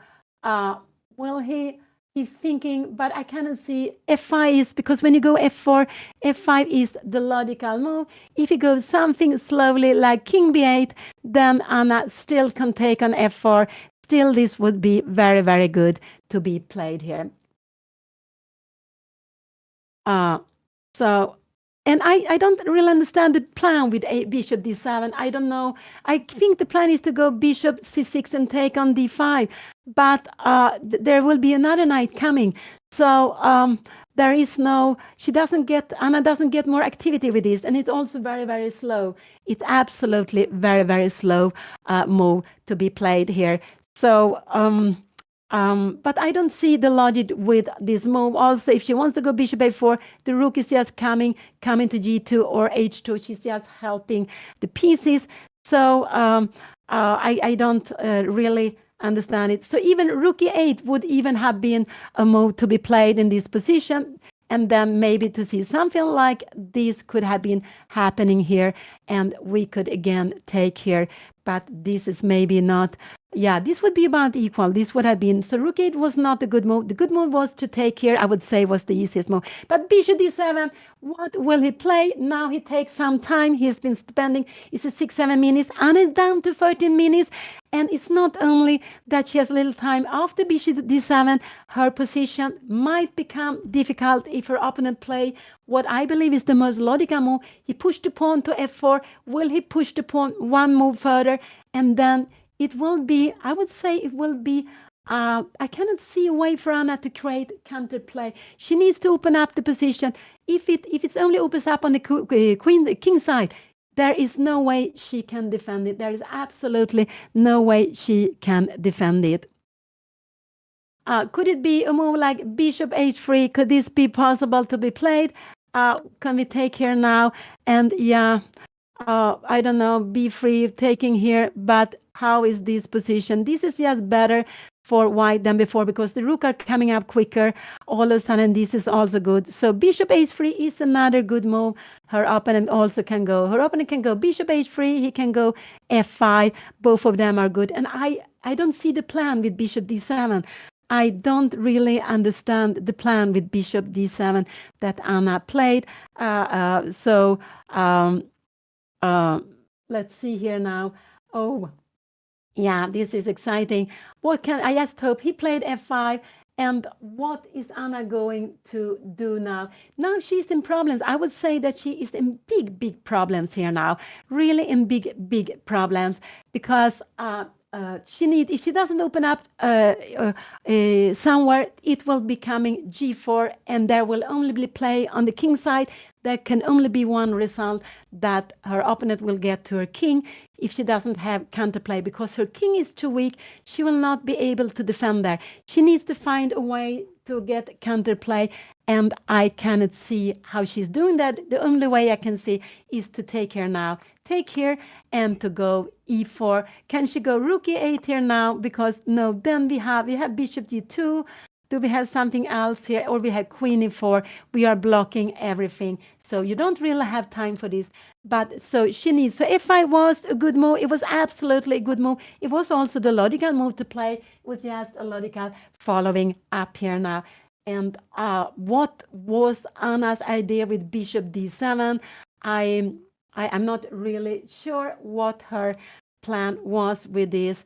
And the only way I can see for her is to bring it up. What more can she do? She can try to go b3, but her opponent after b3 has only one move, only one good move, and then is a3. Everything else would be bad. a4, I think we can take it. Yeah, we can take it with the bishop, and we will just, afterwards, you are trying to blow up here, we will here, and we will just start marching down the pawn. So we will also get some counterplay here. We will just start marching down, and we will see how this is actually getting very strong. But after a pawn of a3, you cannot take. We have rook b8, and we get lots of counterplay.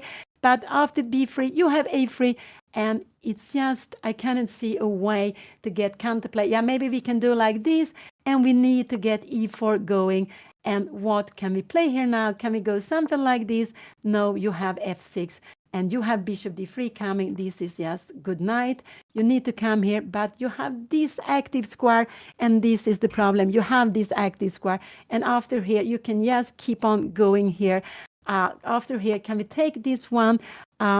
I just want to see if we can try to get some activity. And here we actually have some activity. Queen d5, we have queen a5, we have here threatening to go knight h2. If you go some flame more, we have actually knight e2, and there's a mate. So she needs to take on f5. She can go b3 first. Actually, b3 is a good move to play first, I would say. b3 first would be a good move to play. b3, a3, and take. Maybe, I'm not sure what is better, but she needs to take on f5. This is her only way to get counterplay, to take on f5. So otherwise, but she didn't take on f4. Will Anna take on f5? I don't think so. But if she doesn't take on f5, what can she do? Maybe she wants to go here. We go king b1. What can she try to do here now? I don't know, but this will be coming. This will absolutely be coming here. Can you do something like this? Again, yeah, maybe she can try to defend, but this is just so scary. But after a move like this, we of course take with the queen. Queen will come. I think the king will come. Here we have actually. Oh, we can block it. We can take on f5. We are getting so scared here now. Maybe this is a position we can defend. So after f5, could it be that Anna will go bishop h6? I think so. It could be bishop h6, just trying to pin the knight. So this could be. So her way of getting counterplay could be with this. Taking on f5 is a way also, but it's difficult. But I think we'll see bishop h6 on the board. Anna is on her way to move. She needs to move. She's down to 10 minutes. She is down to 10 minutes. What will she play? She needs to play something actively. Maybe bishop h6 could be a way of playing. She can go b4 also. Did she go a4? She played h4. Oh, she played h4, but this is too slow. Why didn't she go a4 without bishop d7? She could have played it one move earlier. This is absolutely too slow. Only if her opponent will play. What can her opponent do? This is what Anna is hoping for. She will take back, and she has a rook coming here. This will be fine. So she played a4, but her opponent can go. I expect her opponent to go g4. We will take here now. What can he do now? If it takes here now, we will take on f5. It's still fine. So Anna played a4. She wants to go a3. This is what she wants to do. She wants to go a3. This is her plan, but she could have played it one move earlier. She could have played it. So she had a3 now. With the bishop on c8, because this bishop doesn't do anything different. So a4 directly would have been better. Now, what will her opponent play? What will he do?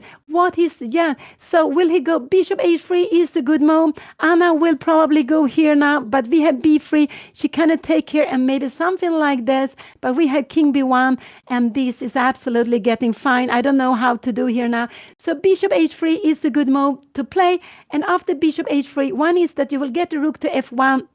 To be rooking here now. What can Anna try to do here now? I don't know. She can go here, but you always have b3. We don't have any sacrifices here. What can you try to do here? It's just completely blocked here now. It's just so completely blocked here. So a4, what will her opponent do? This is a dream for Anna. She will just take back. This is a dream for her. So Anna played this slowly. The problem is that her opponent, this is our hooks. So when black gets in g4, so will white go g4, or this is a better way to go g4 directly? Let's say we go b3, a3, we play something like this, and you go g4 here now. Now maybe we can go queen took h4. Maybe this is possible, but it's getting, yes, scary. So what will he play here now? Will he go g4? I think g4 is the move we can see, but this is the good move. A little bit to calm down, to put all the pieces on their best squares, and when the pieces are on the best square, you strike with g4. So what white wants to do, play bishop h1, use the rook f or g line, probably maybe on g line, and then go g4. So let's see what he will play here now. Yeah, I will take some water. Thank you. It's such an exciting position. Her opponent has 36 minutes and is down to 10 minutes. Only 10 minutes for the rest of the game. But they both getting half minute per move. And that's, of course, very, very important. The Fischer idea a long time before. Bobby Fischer said we should have extra time per move. And so the winning position, you have easy winning position. You will not lose on time. What did her opponent play? He played this good bishop h3. He played this very nicely now. I am worried. Will Anna get a chance in the game here now? I'm not sure. I don't think so. I don't think Anna really will get. I'm so pessimistic now. I shouldn't be that. But she's playing this in a very, very slow way. And what will she do here now? I think we will see a3 now, b3. Will we see a3, b3? Can she take here now to get out with this. Take here now. We will probably, no, we will take like this. We need to take with this. And here, yes, e4, queen take e4, rook e8. We get the queen here now, but now f6 is coming very close. And we don't have, we would love to go queen f6, would have been fantastically, but it's not possible. And then black would have been absolutely fine, but queen f6 is not possible. This is a strong, fantastic knight, avoiding the counterplay, and black is just lost in this position. So he played bishop h3, very good move. And now I just don't see any way for Anna to create counterplay, and I cannot see how she will be able to defend, because white is putting the rooks here and will go g4. I think g4 is the next move we will see here now. Maybe rook, but better maybe a rook here. So let's see what can Anna do. Anna cannot put the king here because the rook is also here. King is not better. You can go a3, you will go b3. If you go b3, you will absolutely go a3. So this is not making any difference. We can go here. We have king b1. Can we try to go knight c2 here now? Yeah, this is a way of trying to getting out, but we can even go g4. Don't care about the knight.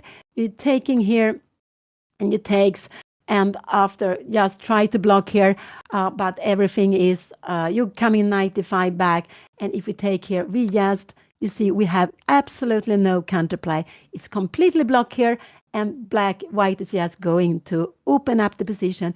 So I cannot see any way for Anna to really to if her opponent just play this slowly with some nice moves, bringing up the pieces and then go g4, I don't see how Anna will save the game here now.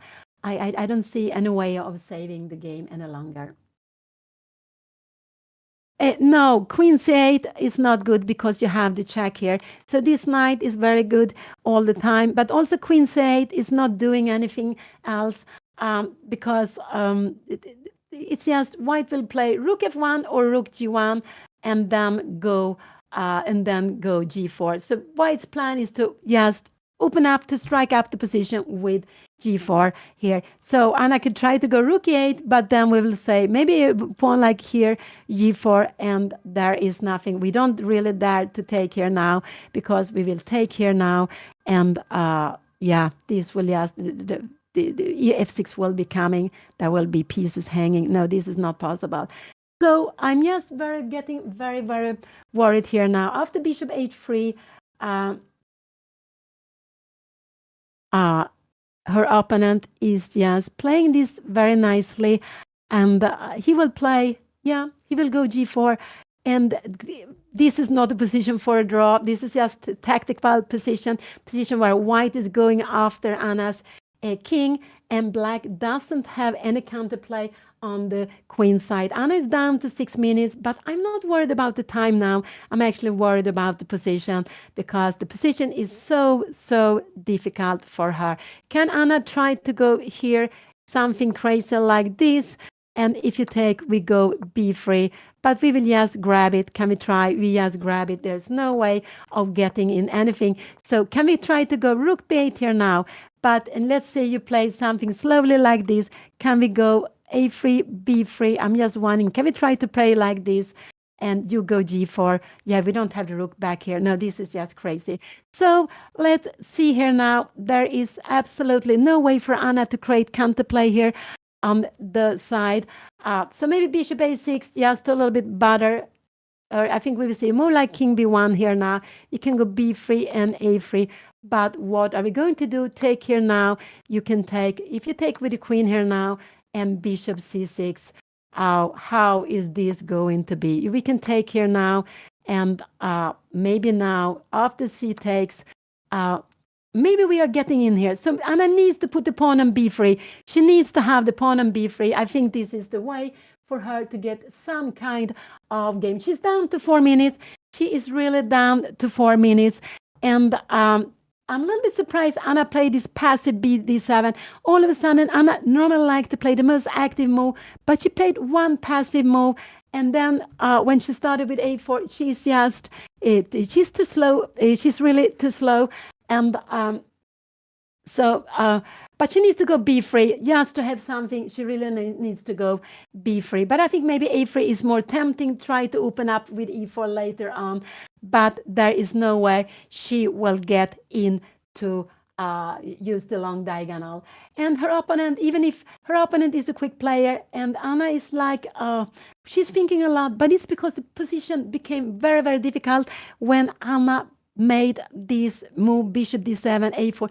She didn't find a good plan, and if you don't find a good plan, it's better, of course, a bad plan than not a good plan. But her opponent Odin played this well, and she's just in big problem, and she really feels that it has gone wrong, and she is surely thinking, why did I go wrong? Was her opponent's plan so good? No, her opponent's plan was not so good. It was actually very, very dubious, not very dubious, but it was not the best plan white chose. He was launching the pawns, but Anna could have got very good counterplay, but she needed to find the right way. And when Anna went wrong, letting her opponent block her in the center. She was not allowed to let him block her in the center. She is now in big, big problem on the clock, but also in the position. Absolutely in big, big problem. Mm. Yeah, we can go, but I prefer to go b3 first, just to get a hook here now, because after b3 you're not allowed to do anything else than a3, and now maybe bishop c6, but you go g4. I guess we can go g4 here now.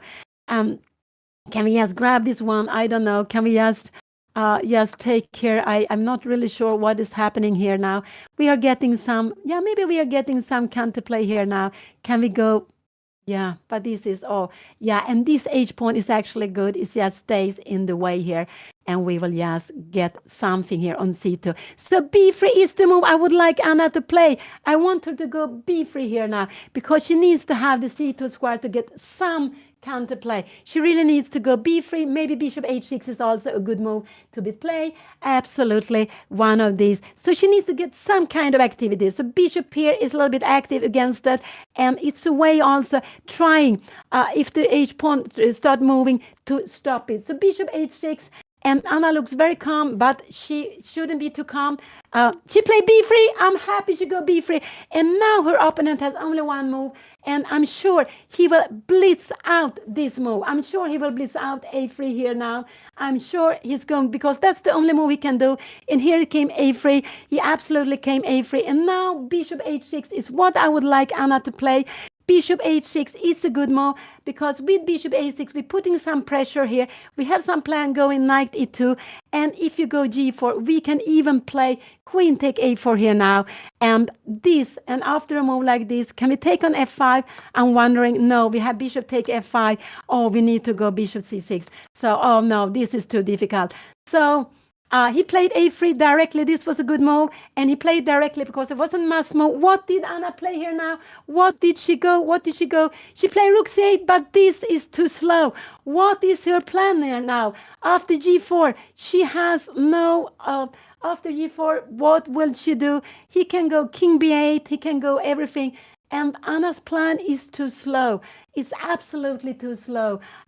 What is her plan? I think her plan is to go maybe knight c2, and like that try to get to the pawn. I think knight c2 is her plan. So if you go something like this, I think this is her plan. But, and if here now, here, and if you take it, she wants to go bishop b5. And after knight f3, she has bishop h6. But in a position like this, white also can go here, and white can even go king b1, and still, even in position like this. But here she has gotten some counterplay. So what did he play? He played immediately. He played king to b1, which is a very good move. King to b1, yes, putting the king away. And what is Anna going to do here now? I don't know, maybe king b6, because now this rook is also very badly placed. And he played king b1, very loaded move, very quickly. That's absolutely fine.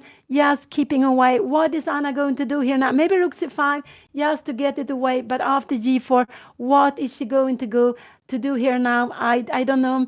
Maybe king h8 would be a good idea, because after here we can take on f5. We can try to survive like this. So this is actually what she has to do. So she's down now with only 1.5 minutes, But as I said, I'm not the time. The position is just so difficult. She has played this absolutely too slowly, and White has played this nice move, a3, keeping the queen side blocked, king b1, going out for the line. The rook was looking here, the king went away, so there are no tricks here now. And Anna has only 1 minute to play. She has only 1 minute here to play. Yeah, she can go rook c5, but if you take she played king h6, she played the king to h8, and her opponent can now go lots of things. He can go f6 if he wants to. The king would have been, I think the king would have been better on h7, but yeah, he can go f6. Even f6 is a good move because after f6, this would be after f6, we have rook to d7 and losing a piece. So even f6 is a good move, but I don't think he will go f6. f6, you have to go bishop a6, and now he can just go here and knight b6. He will win material, but maybe in a position like this, Anna can try to do something, but even this is absolutely a losing position. You go g4 here, taking here. This is also, and after h5, we will need to go g5. This is just very lost. So he can go for material now with f6. After f6, he will win material. This is fork on b8. Her rook was not so good on c8. It would have been yeah, rook c8 was another not good move. She needed to go maybe bishop h6 just to get some activity, and after bishop a6, king b1. But this is not the game on the board. She went rook c8 and she went king b8, and now he can go f6. Will he play that? f6 is one way of winning material. He can absolutely go rook fe1, and I think Anna now saw that she will lose material if he goes f6. And this is what he did. He just went for material, and now Anna will have to go bishop a6. He just going for the material, and that is absolutely fine to be played. This is absolutely fine to be played. We will see bishop a6 is the only move. He will take on d7. She needs to take back. You will come here now, and her queen needs to go. I don't know, queen c6, maybe queen c6, queen. I don't know where the queen is better. I think the queen will come here, and you take here and here. And now this is absolutely, you take here. Can we do something here? We cannot go take here because you have this and you're coming here. So the king was actually better on h7. The king was even worse on h8 than it was on g8. So Anna has played, she has in this position, she has played three moves. He will absolutely go for the material now. And because he will bring up and then he will get the other knight here. So he will take here on d7 and play with an exchange more. And I cannot see how Anna, this is one very good way. He can also even go g4 here now. It just, he went g4. This is also a good move of playing. He didn't want to take material. This is absolutely a good move of playing the game. So, and after he takes on g4, what doesn't matter? No, it doesn't really matter how he takes. Probably bishop take is the better way to play here now. And now h5 will be coming. h5 will be coming. And Anna doesn't have, she doesn't have any way of, she can go bishop e6, but we will see h5 here now, and you have to go g5. And look at this bishop. It's just like playing with the bishop less. So he played g4. Anna needs to take the pawn. She's down to 1 minute. g4 was one good move. I thought he was going for material. No, he is going for, and Anna cannot take away. She would love to take away this here and hoping he go g5, but there is a mate threat coming. Only way to defend this, and like this, we will just blow up the position. We can take here now, and you can, if you take back here now, yeah, maybe this is, but this is also, everything is just winning here. This is just everything very good. So he played g4. He wanted to go for the mate. That was absolutely very good also. Anna's down to 47 seconds, but I'm so worried about the time. She needs to take on g4, and if knight takes g4, she will probably have to take it like this and move the way the rook to c5. And after h5 now, she will have to go g5. This is, can she fight in this position? We have knight e7 coming here to f6, rook e8. If you're coming knight to f5, we can actually fight. So she needs to take on g4. She absolutely needs to take on g4. What did she play here? What did Anna play? Oh, I'm getting so exciting. It was so little time. What did she play?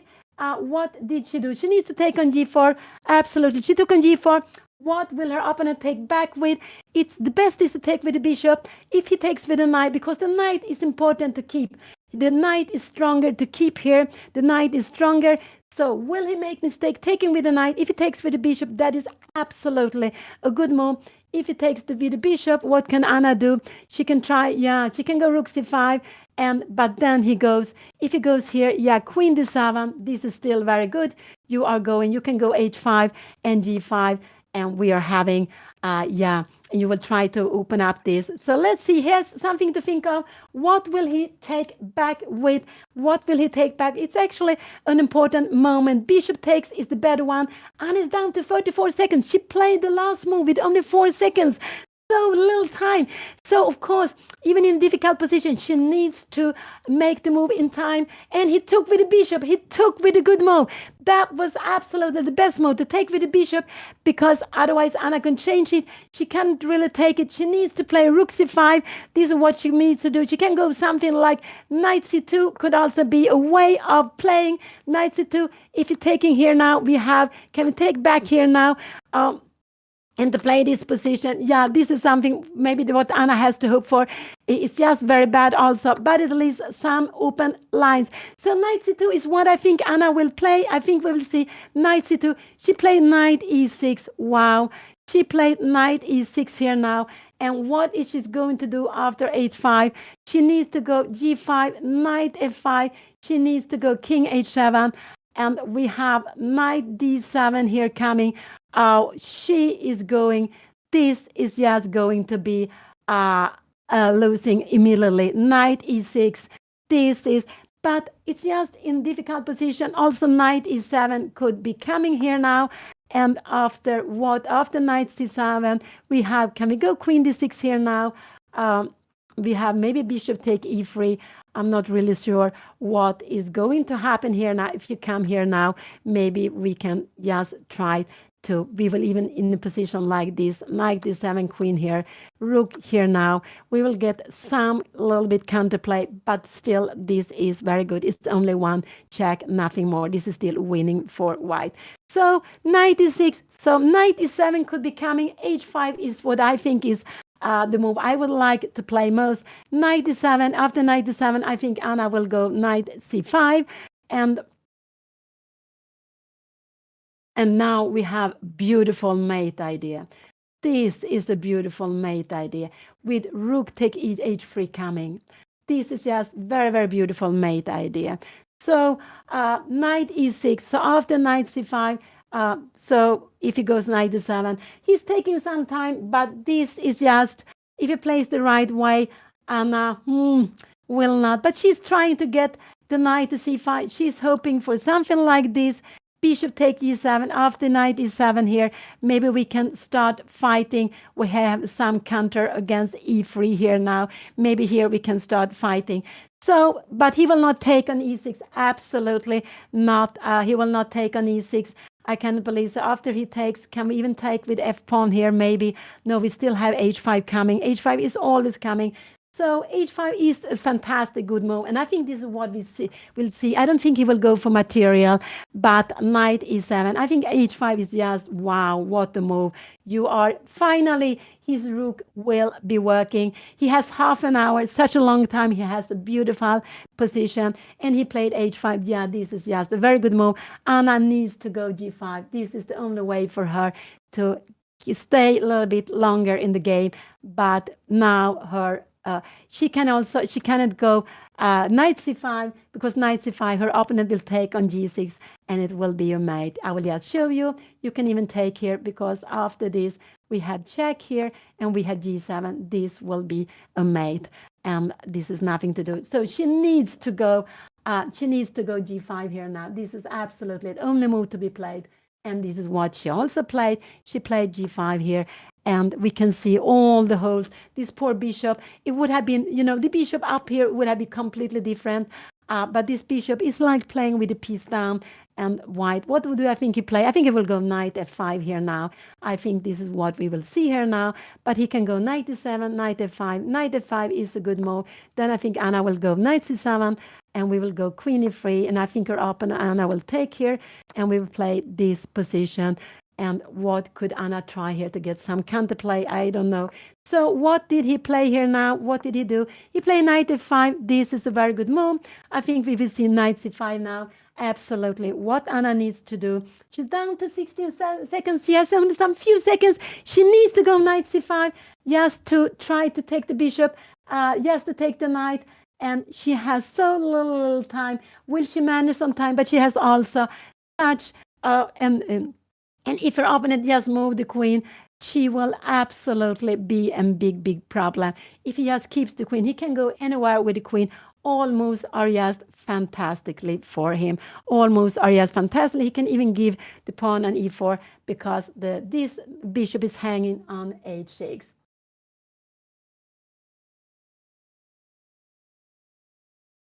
Yeah, Anna, yeah, it's a huge time difference, but in general, Anna's position is so difficult. And some players said in the old times that if you have a difficult position, better to get into time trouble. Hopefully, your opponent will start playing very quickly, and that might give you a chance in the game.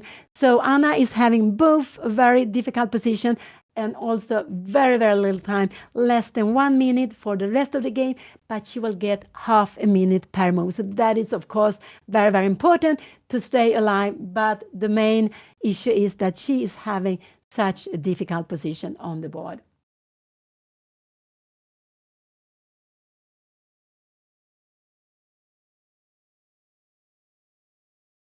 So if just her opponent will move the queen, and I'm sure he will move it somewhere, wherever, where it doesn't really matter where he moves the queen. All moves are just very, very good for him. So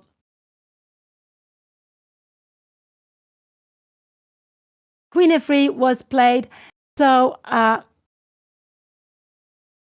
queen f3 was played. So now if Anna go king h7, could he go there? And if he takes here, here he can absolutely play. Can he play this? Queen d7. He can go for knight b6 here now. But now maybe Anna gets some counterplay. So what will Anna play? She needs to go king h7, or she needs to take an f5. These are the two moves she has to choose from. And what has she played? She can play king h7. She played king h7. This is what she played. She's trying to keep it locked here now. And then what her opponent can do is just take, and go. He played rook to g1. Now maybe bishop e6 is a good move.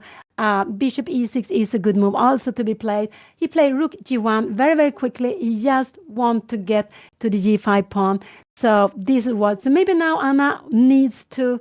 Yeah, I don't know. That was just a very good move also. Just a very, very good move. He's planning to get to the g5 pawn. What can Anna try? She can never defend the g5 pawn. So he wants to take, and he wants to take, and he wants to take on g5. This is what he wants to do. And she played bishop e6. This is what she played, bishop e6. And I think this is a good move, because if you take here now, you take here. And if you take, Anna will maybe hopefully get some counterplay here.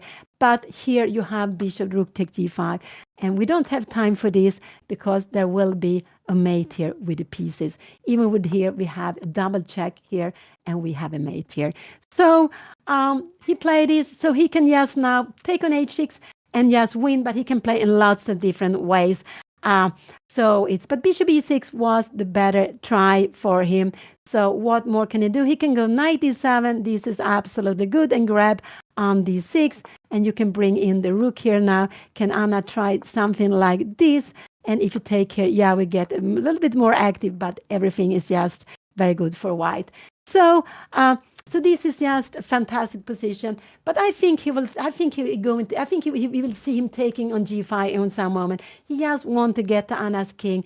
So what could he do? He can also maybe go So this is what I think we'll see in some moments. Maybe now directly, he can absolutely play this directly here. Can he go bishop f5 like this? No, then we have this bishop taking. So with this move now, if he goes here now, does Anna have bishop take d5? Can we have queen f5 here now? There is no, because you don't have anything like this, we'll take it. So after bishop here, can he go bishop take d4 now?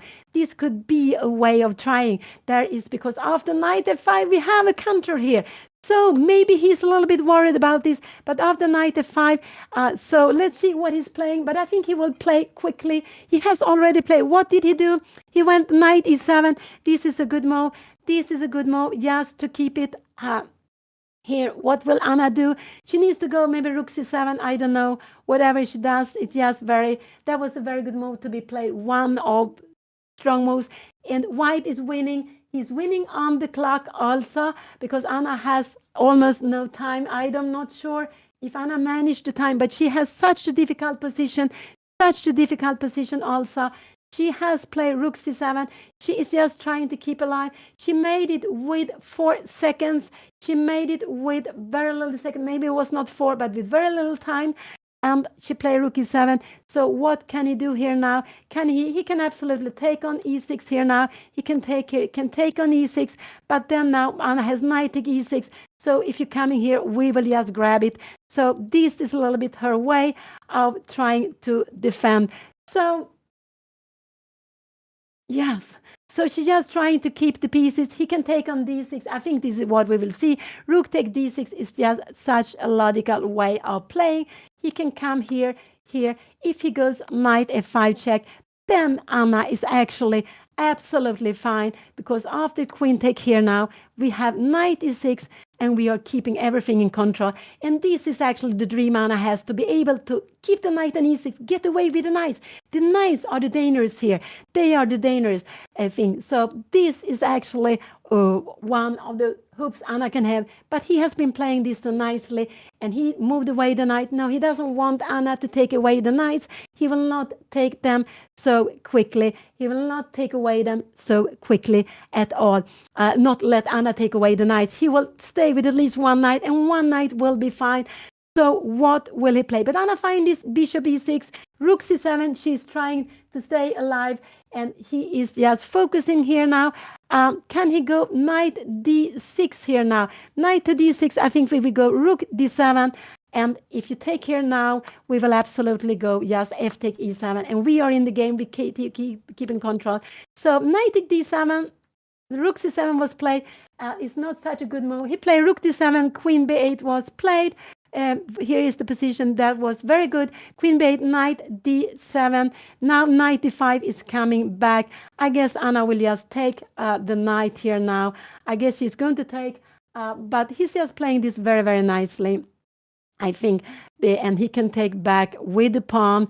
Yeah, that's the best way. If he takes back, can he take back with the rook also? Even this is still very, very good. So he has played this very, very nicely. In this position, rook d7 would what I would have preferred to play, but it doesn't really matter.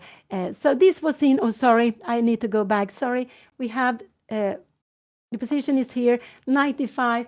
Anna has very little time. She looks very calm. Queen is on a8. What will she do?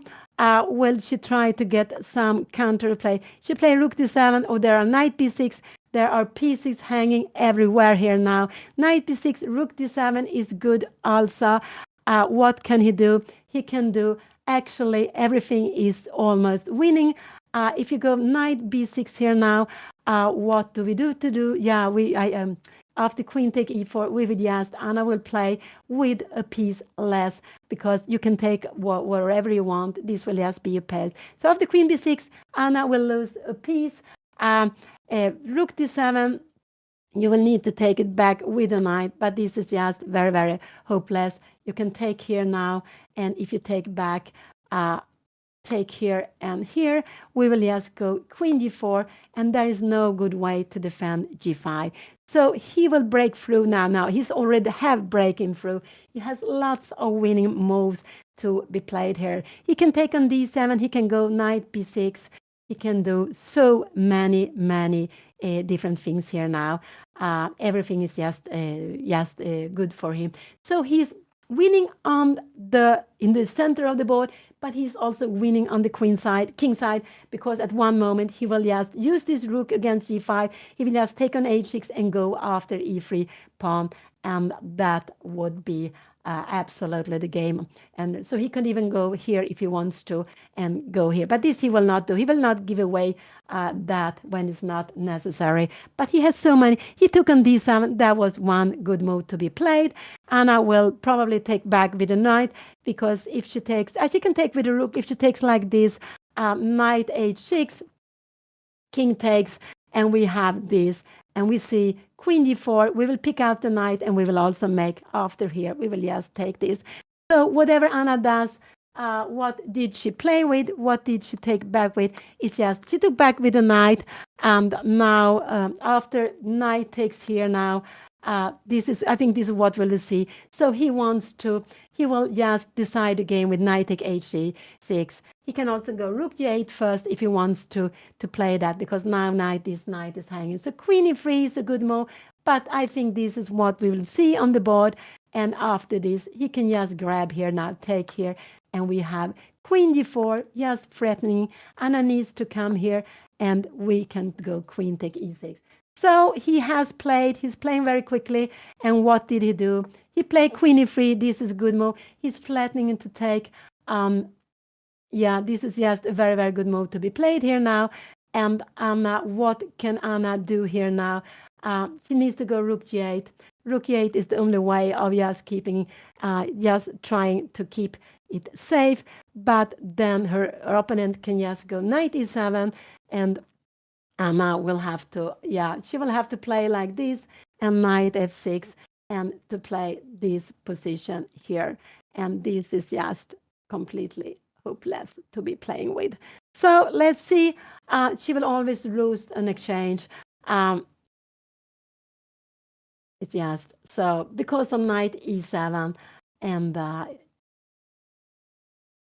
so now Anna is trying to bring the queen back to d8, or maybe even to f8, just to keep it safe. But now Anna, she is lost on this side, but she's also lost on the queen side because she lost the d6 pawn. So white is actually having a pawn more here.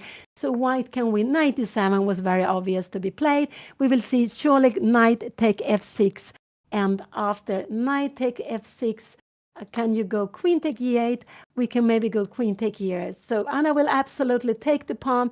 Knight e7 was played. Knight take f6 is a very good move to be played here now.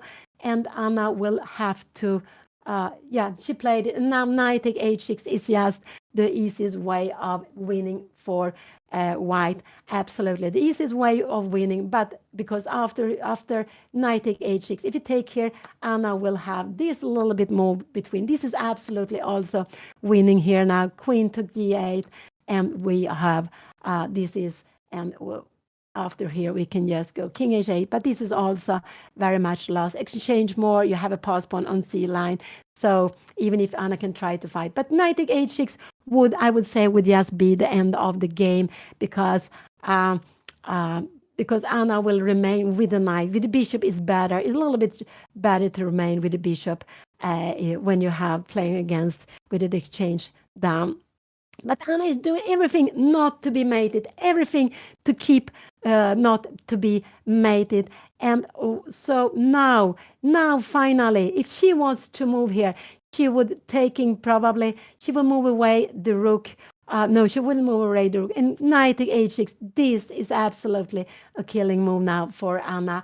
This is absolutely a killing move for Anna. There is no way she can defend the game any longer.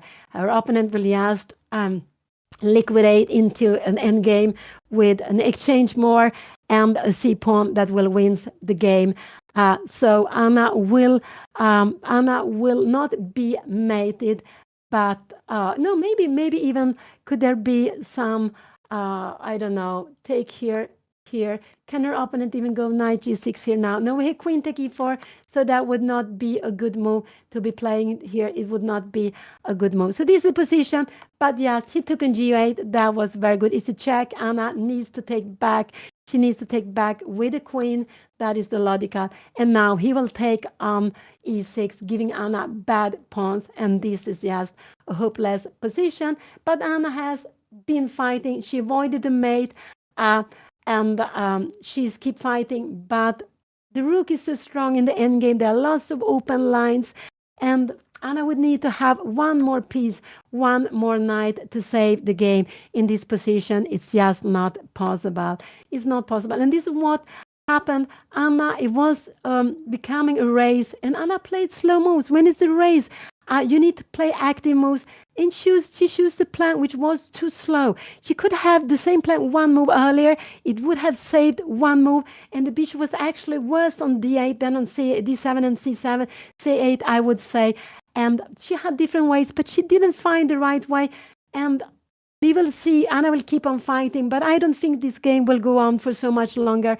This c pawn is just running down. You can just run down here with the c pawn, and there is absolutely nothing Anna can do to stop the c pawn, because this queen needs to defend g5, and this needs to defend g5. If you go, you can go like this too, but then you just go c6, and you need to stop this, and we will just go queen b6 and queen b7. Now this game will just finish at any moment.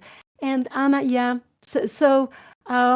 because the pass pawn will just run down, and that's what I said before, that when white break through in the center, white was not only winning on the king side, white was also winning on the queen side, in the middle of the board. And here white is winning here on the queen side because of the c pawn. But even without the c pawn, this would be a very easy win for white with the rook against the knight, because the rook is so strong. It's a long rank piece, so the rook could go and just take the a pawn, while the knight is just very, very slow. So it would have been better to have a bishop in this position. But even with the bishop, it would not have been any chance for black to save the game. Now this pawn is running down, and I don't know. I think Anna will make some few more moves, but not more than that. Not more than that.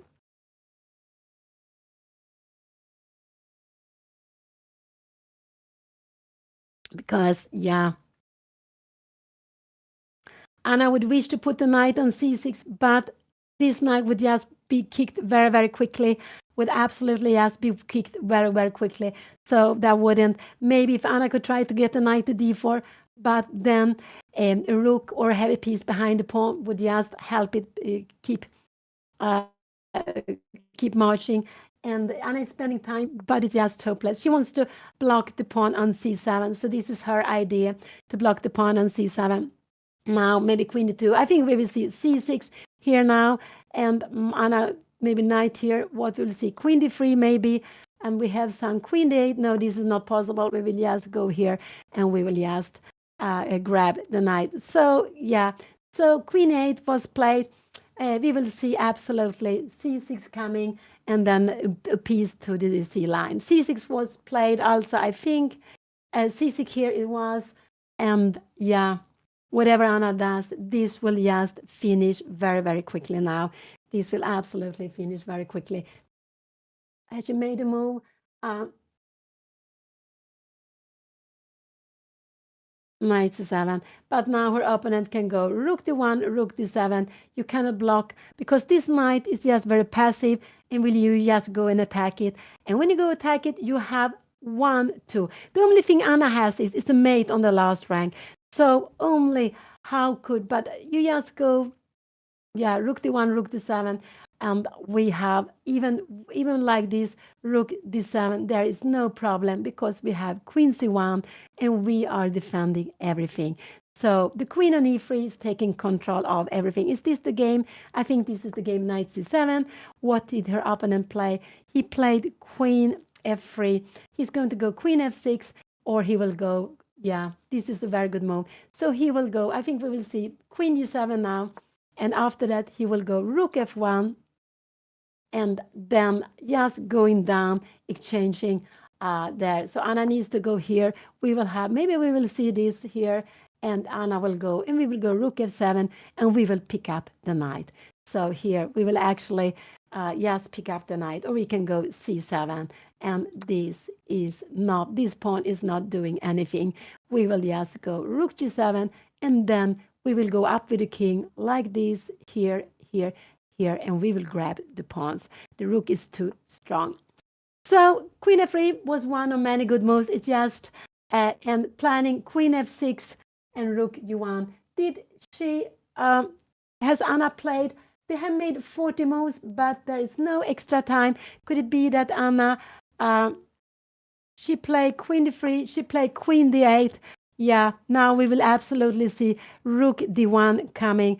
Absolutely, rook d1 and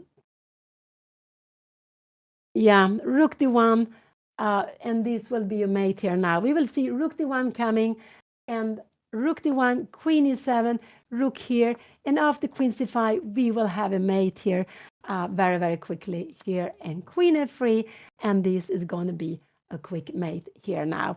So let's see, go back. He played queen f7 instead. He played his move, queen f7. He's now, yeah, this is also a very good move. This is the quickest mate. There will be a mate with queen g6, nothing to do against it. So, yeah, queen e7 was a very, very good move. And only chance for Anna would be check. If he goes wrong and check, then Anna would actually win the game. So maybe a check would be good to be played here, just in this position. But he goes king e1 in this position, and now Anna will resign. There will be mate here, next move. I guess so. She can go queen take e4, but he can take the knight or whatever he wants to. So queen a1, it was a must move, but it was also the obvious move, keeping the queen away from all the checks. And we can see how safe this king has been during the game, how safe it has been.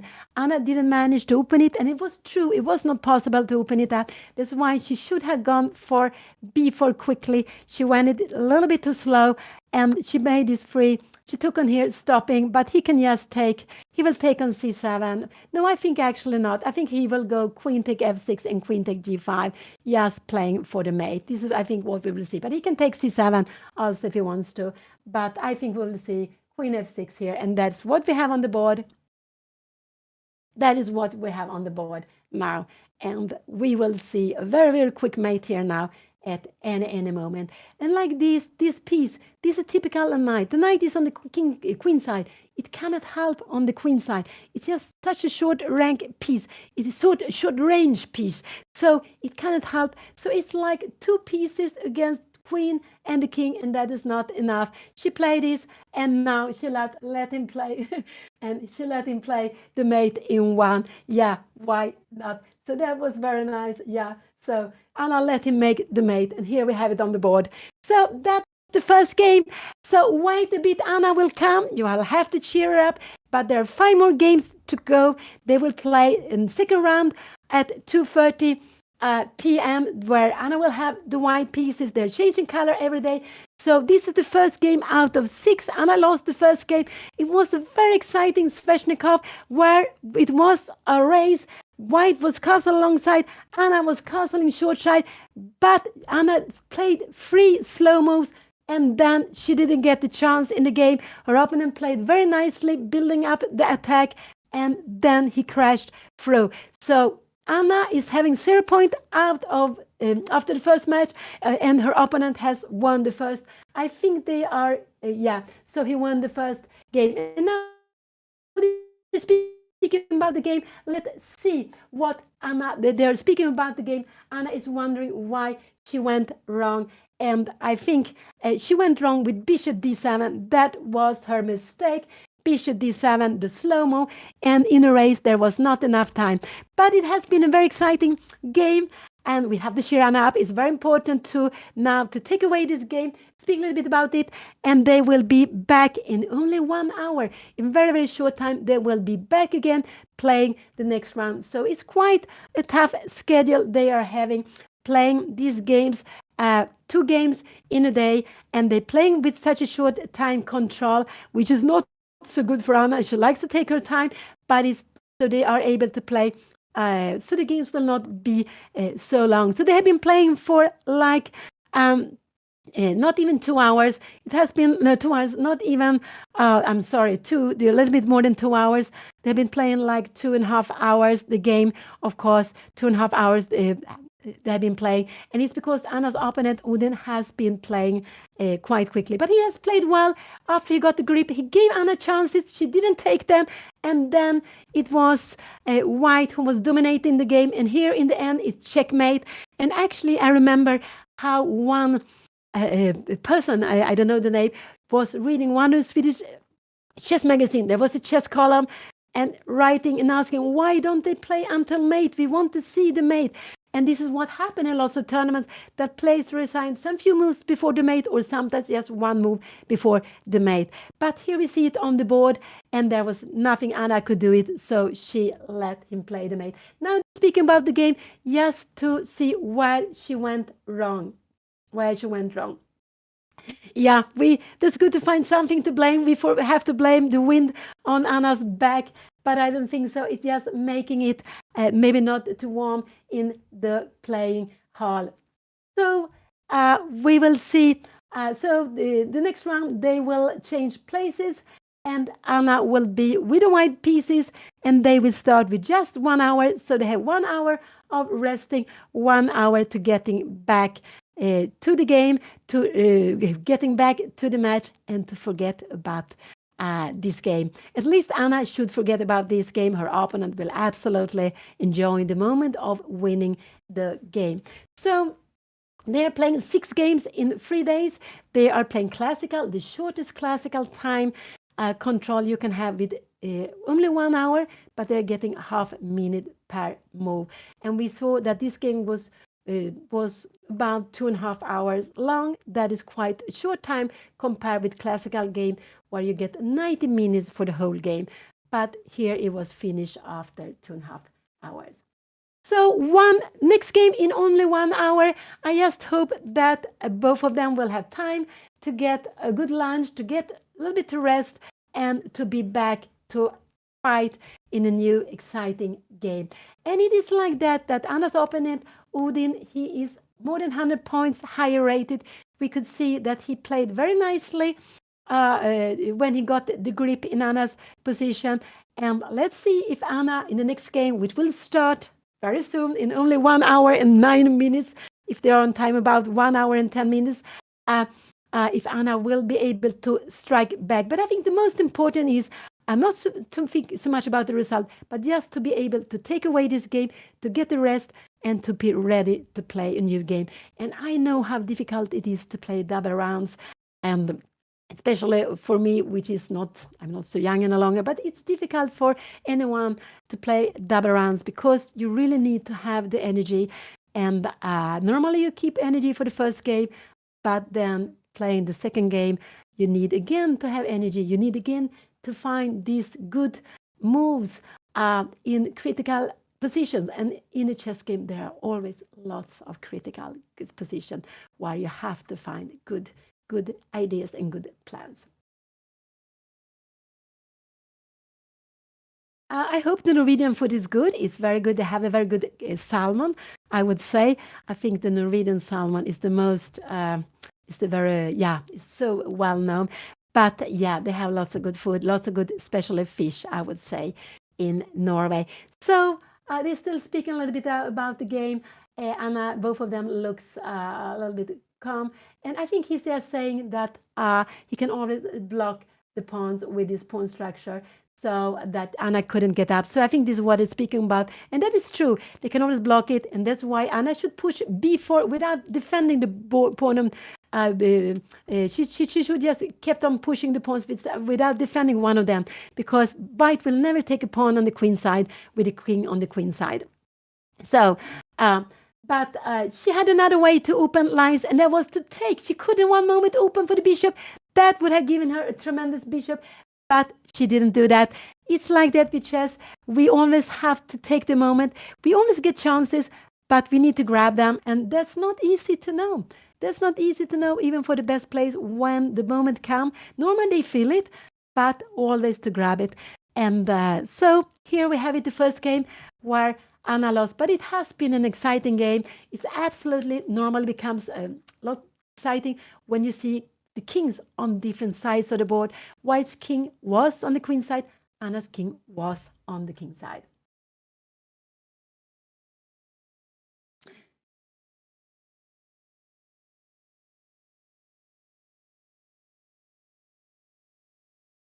So, and this is very typical that you, when you finish the game, you analyze the game afterwards. Now they will sit here, they can sit here in the playing hall, they are playing a match, they are the only one playing a match, they are alone in the playing hall.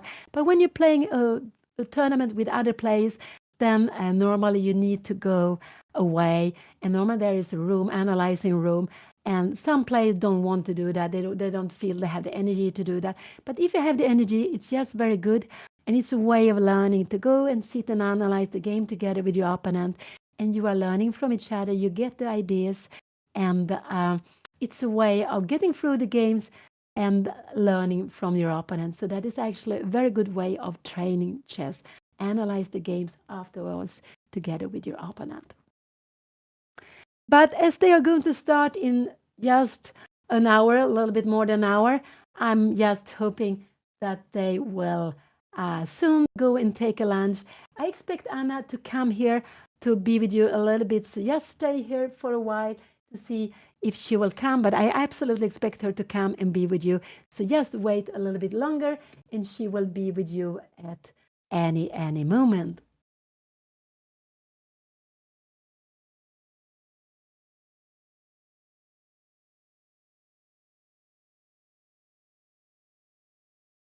So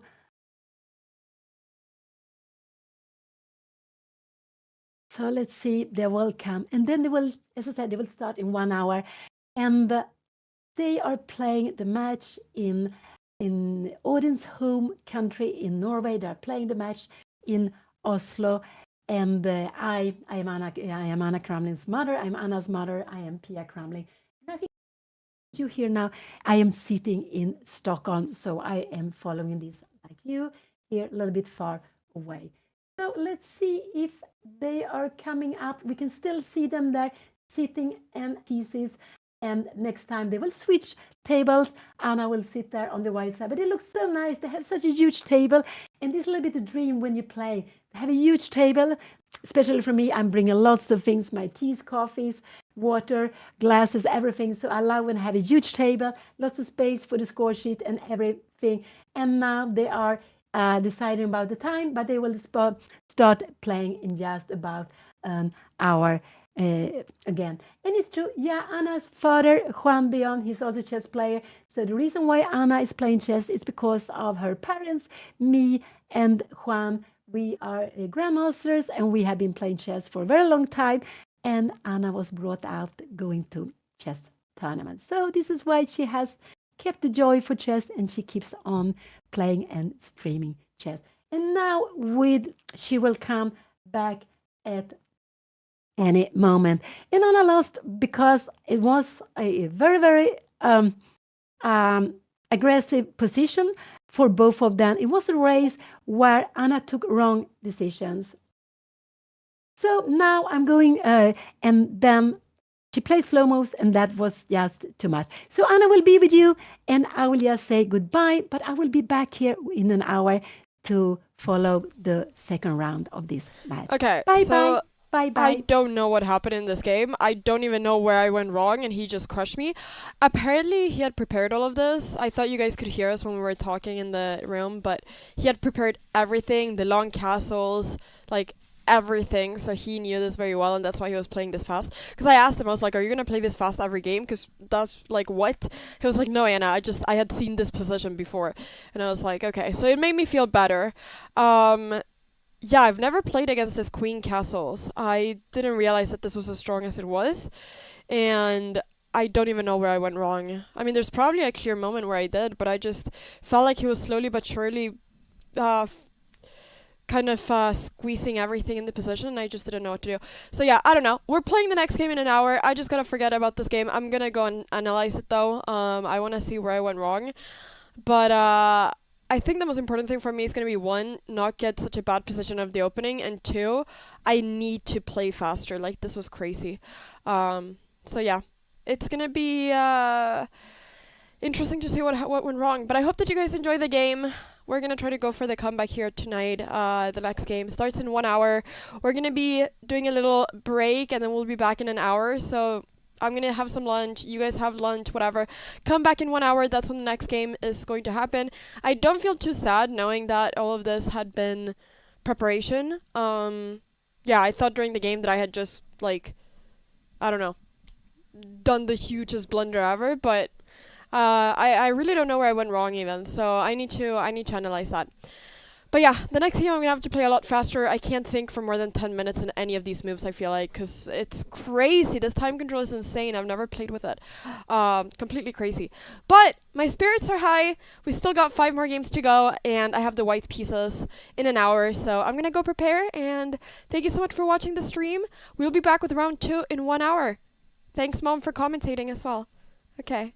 Also, if you guys are watching this on YouTube, please subscribe. Press the subscribe button. Yay, if you haven't already. Okay, we're gonna end the stream here now. Thank you so much for watching. We'll be back in an hour. Bye-bye.